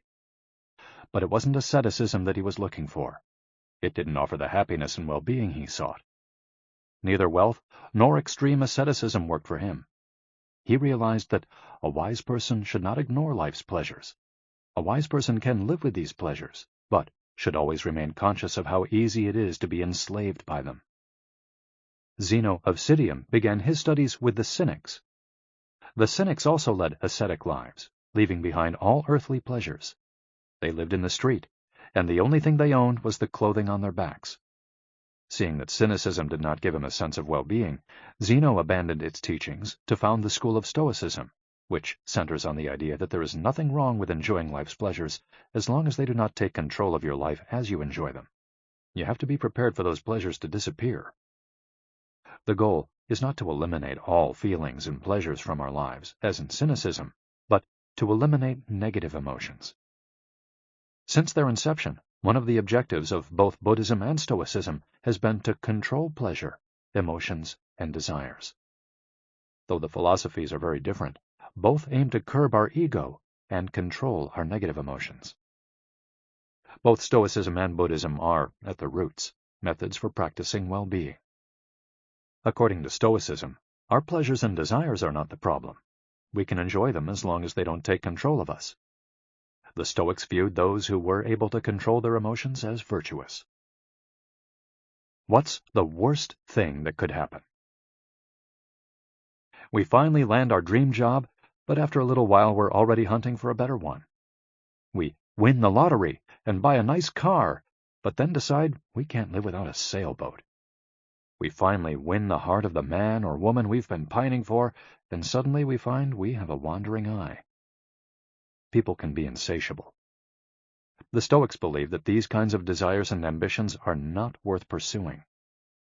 The objective of the virtuous person is to reach a state of tranquility, apatheia, the absence of negative feelings such as anxiety, fear, shame, vanity, and anger, and the presence of positive feelings such as happiness, love, serenity, and gratitude. In order to keep their minds virtuous, the Stoics practiced something like negative visualization. They imagined the worst thing that could happen in order to be prepared if certain privileges and pleasures were taken from them. To practice negative visualization, we have to reflect on negative events, but without worrying about them. Seneca, one of the richest men in ancient Rome, lived a life of luxury, but was, nonetheless, an active Stoic. He recommended practicing negative visualization every night before falling asleep. In fact, he not only imagined these negative situations, he actually put them into practice. For example, by living for a week without servants, or the food and drink he was used to as a wealthy man. As a result, he was able to answer the question, what's the worst thing that could happen? Meditating for healthier emotions. In addition to negative visualization and not giving in to negative emotions, another central tenet of Stoicism is knowing what we can control and what we can't, as we see in the Serenity Prayer. Worrying about things that are beyond our control accomplishes nothing. We should have a clear sense of what we can change and what we can't, which in turn will allow us to resist giving in to negative emotions. In the words of Epictetus, it's not what happens to you, but how you react that matters. In Zen Buddhism, meditation is a way to become aware of our desires and emotions, and thereby free ourselves from them. It's not simply a question of keeping the mind free of thoughts, but instead involves observing our thoughts and emotions as they appear, without getting carried away by them. In this way, we train our minds not to get swept up in anger, jealousy, or resentment. One of the most commonly used mantras in Buddhism focuses on controlling negative emotions. Om Mani Padme Hum, in which Om is the generosity that purifies the ego, Ma is the ethics that purifies jealousy, Ni is the patience that purifies passion and desire, Pad is the precision that purifies bias, Me is the surrender that purifies greed, and Hum is the wisdom that purifies hatred. The here and now and the impermanence of things. Another key to cultivating resilience is knowing in which time to live. Both Buddhism and Stoicism remind us that the present is all that exists, and it is the only thing we can control. Instead of worrying about the past or the future, we should appreciate things just as they are in the moment, in the now. The only moment in which you can be truly alive is the present moment, observes the Buddhist monk Thich Nhat Hanh. In addition to living in the here and now, the Stoics recommend reflecting on the impermanence of the things around us. The Roman Emperor Marcus Aurelius said that the things we love are like the leaves of a tree. They can fall at any moment with a gust of wind. He also said that changes in the world around us are not accidental, but rather form part of the essence of the universe, a rather Buddhist notion, in fact. We should never forget that everything we have and all the people we love will disappear at some point. This is something we should keep in mind, but without giving in to pessimism. Being aware of the impermanence of things does not have to make us sad. It should help us love the present moment and those who surround us. All things human are short-lived and perishable, Seneca tells us.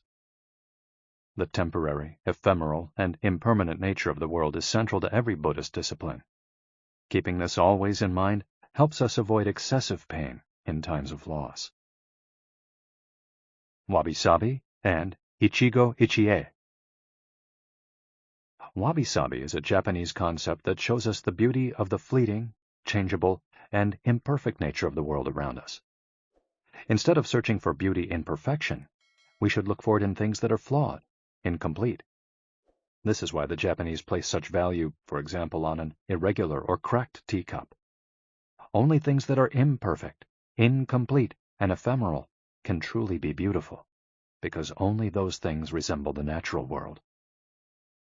A complementary Japanese concept is that of Ichigo Ichie, which could be translated as, "This moment exists only now and won't come again." It's heard most often in social gatherings as a reminder that each encounter, whether with friends, family, or strangers, is unique and will never be repeated, meaning that we should enjoy the moment and not lose ourselves in worries about the past or the future. The concept is commonly used in tea ceremonies, Zen meditation, and Japanese martial arts, all of which place emphasis on being present in the moment. In the West, we've grown accustomed to the permanence of the stone buildings and cathedrals of Europe, which sometimes gives us the sense that nothing changes, making us forget about the passage of time. Greco-Roman architecture adores symmetry, sharp lines, imposing facades, and buildings and statues of the gods that outlast the centuries. Japanese architecture, on the other hand, doesn't try to be imposing or perfect, because it is built in the spirit of wabi-sabi. The tradition of making structures out of wood presupposes their impermanence and the need for future generations to rebuild them. Japanese culture accepts the fleeting nature of the human being and everything we create. The grand shrine of Ise, for example, has been rebuilt every 20 years for centuries.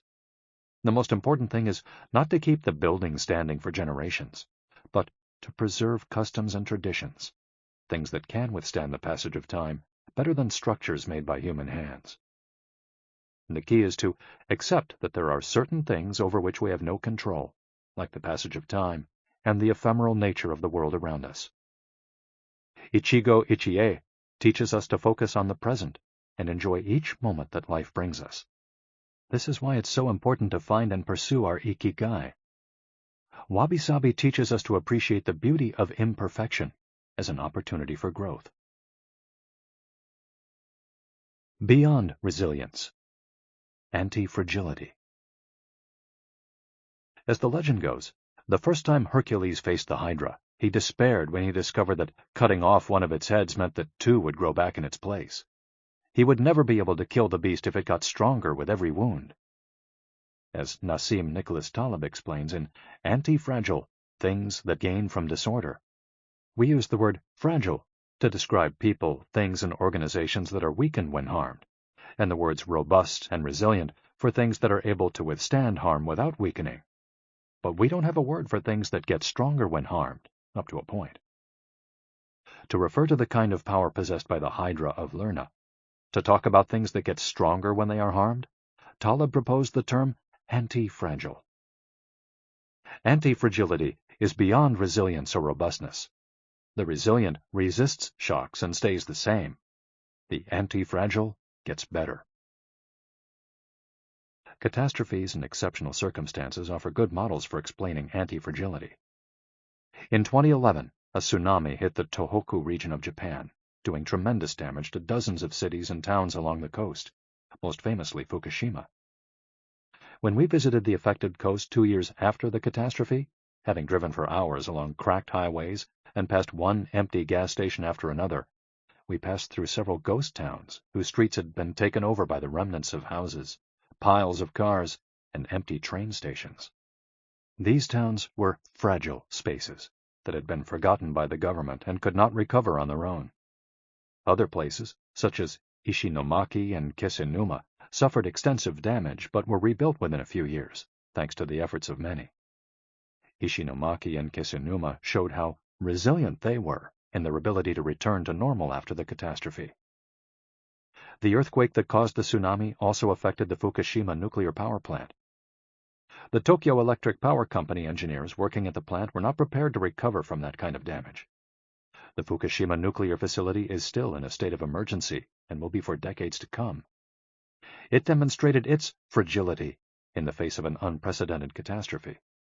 The Japanese financial markets closed minutes after the earthquake. Which businesses did the best in the aftermath? Stock in big construction companies has been steadily on the rise since 2011. The need to rebuild the entire coast of Tohoku is a boon for construction. In this case, Japanese construction companies are anti-fragile, since they benefited enormously from the catastrophe. Now let's take a look at how we can apply this concept to our daily lives. How can we be more anti-fragile? Step 1. Create redundancies. Instead of having a single salary, try to find a way to make money from your hobbies, at other jobs, or by starting your own business. If you have only one salary, you might be left with nothing should your employer run into trouble, leaving you in a position of fragility. On the other hand, if you have several options and you lose your primary job, it might just happen that you end up dedicating more time to your secondary job, and maybe even make more money at it. You would have beaten that stroke of bad luck, and would be, in that case, anti-fragile. 100% of the seniors we interviewed in Ogimi had a primary and secondary occupation. Most of them kept a vegetable garden as a secondary job and sold their produce at the local market. The same idea goes for friendships and personal interests. It's just a matter, as the saying goes, of not putting all your eggs in one basket. In the sphere of romantic relationships, there are those who focus all their energy on their partner and make him or her their whole world. Those people lose everything if the relationship doesn't work out. Whereas, if they've cultivated strong friendships and a full life along the way, they'll be in a better position to move on at the end of a relationship. They'll be anti-fragile. Right now, you might be thinking, I don't need more than one salary, and I'm happy with the friends I've always had. Why should I add anything new? It might seem like a waste of time to add variation to our lives because extraordinary things don't ordinarily happen. We slip into a comfort zone. But the unexpected always happens, sooner or later. Step 2. Bet conservatively in certain areas and take many small risks in others. The world of finance turns out to be very useful in explaining this concept. If you have $10,000 saved up, you might put $9,000 of that into an index fund or fixed-term deposit and invest the remaining $1,000 in 10 startups with huge growth potential, say $100 in each. One possible scenario is that 3 of the companies fail. You lose $300. The value of 3 other companies goes down. You lose another $100 or $200. The value of 3 goes up. You make $100 or $200. And the value of one of the startups increases 20-fold. You make nearly $2,000, or maybe even more. You still make money, even if 3 of the businesses go completely belly up. You've benefited from the damage, just like the Hydra. The key to becoming anti-fragile is taking on small risks that might lead to great reward without exposing ourselves to dangers that might sink us, such as investing $10,000 in a fund of questionable reputation that we saw advertised in the newspaper. Step 3. Get rid of the things that make you fragile. We're taking the negative route for this exercise. Ask yourself, what makes me fragile? Certain people, things, and habits generate losses for us and make us vulnerable. Who and what are they? When we make our New Year's resolutions, we tend to emphasize adding new challenges to our lives. It's great to have this kind of objective, but setting good riddance goals can have an even bigger impact. For example, stop snacking between meals. Eat sweets only once a week. Gradually pay off all debt. Avoid spending time with toxic people. Avoid spending time doing things we don't enjoy simply because we feel obligated to do them. Spend no more than 20 minutes on Facebook each day. To build resilience into our lives, we shouldn't fear adversity, because each setback is an opportunity for growth. If we adopt an anti-fragile attitude, we'll find a way to get stronger with every blow, refining our lifestyle and staying focused on our Ikigai. Taking a hit or two can be viewed as either a misfortune or an experience that we can apply to all areas of our lives as we continually make corrections and set new and better goals. As Taleb writes in Anti-Fragile, we need randomness, mess, adventures, uncertainty, self-discovery, hear traumatic episodes, all these things that make life worth living. We encourage those interested in the concept of anti-fragility to read Nassim Nicholas Taleb's Anti-Fragile. Life is pure imperfection, as the philosophy of wabi-sabi teaches us, and the passage of time shows us that everything is fleeting. But if you have a clear sense of your Ikigai, each moment will hold so many possibilities that it will seem almost like an eternity.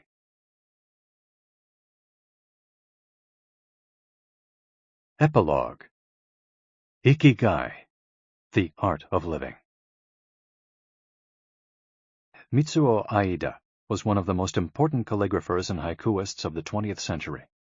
He is yet another example of a Japanese person who dedicated his life to a very specific Ikigai, communicating emotions with 17-syllable poems using a shodo calligraphy brush. Many of Aida's haikus philosophize about the importance of the present moment and the passage of time. One could be translated as, "In the here and now, the only thing in my life is your life." In another poem, Aida writes simply, "Here, now." It is an artwork that seeks to evoke feelings of mono no aware, a melancholy appreciation of the ephemeral. The following poem touches on one of the secrets of bringing Ikigai into our lives. Happiness is always determined by your heart. And one last one, also by Aida, is keep going. Don't change your path. Once you discover your Ikigai, pursuing it and nurturing it every day will bring meaning to your life. The moment your life has this purpose, you will achieve a happy state of flow in all you do, like the calligrapher at his canvas, or the chef who, after half a century, still prepares sushi for his patrons with love. Conclusion. Our Ikigai is different for all of us, but one thing we have in common is that we're all searching for meaning. When we spend our days feeling connected to what is meaningful to us, we live more fully. When we lose the connection, we feel despair. Modern life estranges us more and more from our true nature, making it very easy for us to lead lives lacking in meaning. Powerful forces and incentives, money, power, attention, success, distract us on a daily basis. Don't let them take over your life. Our intuition and curiosity are very powerful internal compasses to help us connect with our Ikigai. Follow those things you enjoy and get away from or change those you dislike. Be led by your curiosity and keep busy by doing things that fill you with meaning and happiness. It doesn't need to be a big thing. We might find meaning in being good parents or in helping our neighbors. There is no perfect strategy to connecting with our Ikigai. But what we've learned from the Okinawans is that we should not worry too much about finding it. Life is not a problem to be solved. Just remember to have something that keeps you busy doing what you love while being surrounded by the people who love you. The 10 Rules of Ikigai. We'll conclude this journey with 10 rules we've distilled from the wisdom of the long-lived residents of Ogimi. 1. Stay active. Don't retire. Those who give up the things they love doing and do well lose their purpose in life. That's why it's so important to keep doing things of value, making progress, bringing beauty or utility to others, helping out, and shaping the world around you, even after your official professional activity has ended. 2. Take it slow. Being in a hurry is inversely proportional to quality of life. As the old saying goes, walk slowly and you'll go far. When we leave urgency behind, life and time take on new meaning. 3. Don't fill your stomach. Less is more when it comes to eating for long life, too. According to the 80% rule, in order to stay healthier longer, we should eat a little less than our hunger demands, instead of stuffing ourselves. 4. Surround yourself with good friends. Friends are the best medicine. There for confiding worries over a good chat, sharing stories that brighten your day, getting advice, having fun, dreaming, in other words, living. 5. Get in shape for your next birthday. Water moves. It is at its best when it flows fresh and doesn't stagnate. The body you move through life in needs a bit of daily maintenance to keep it running for a long time. Plus, exercise releases hormones that make us feel happy. 6. Smile.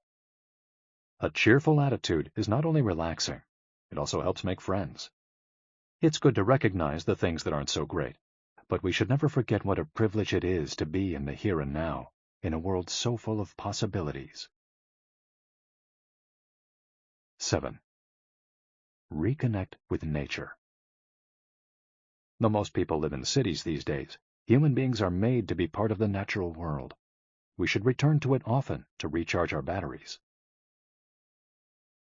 8. Give thanks. To your ancestors, to nature, which provides you with the air you breathe and the food you eat. To your friends and family, to everything that brightens your days and makes you feel lucky to be alive.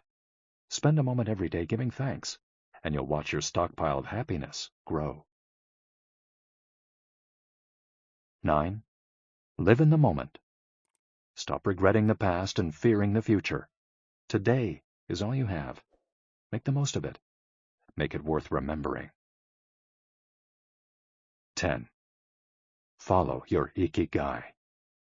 There is a passion inside you, a unique talent that gives meaning to your days and drives you to share the very best of yourself until the very end. If you don't know what your Ikigai is yet, as Viktor Frankl says, your mission is to discover it. The authors of this audiobook wish you a long, happy, and purposeful life. Thank you for joining us. Héctor García and Francesc Miralles.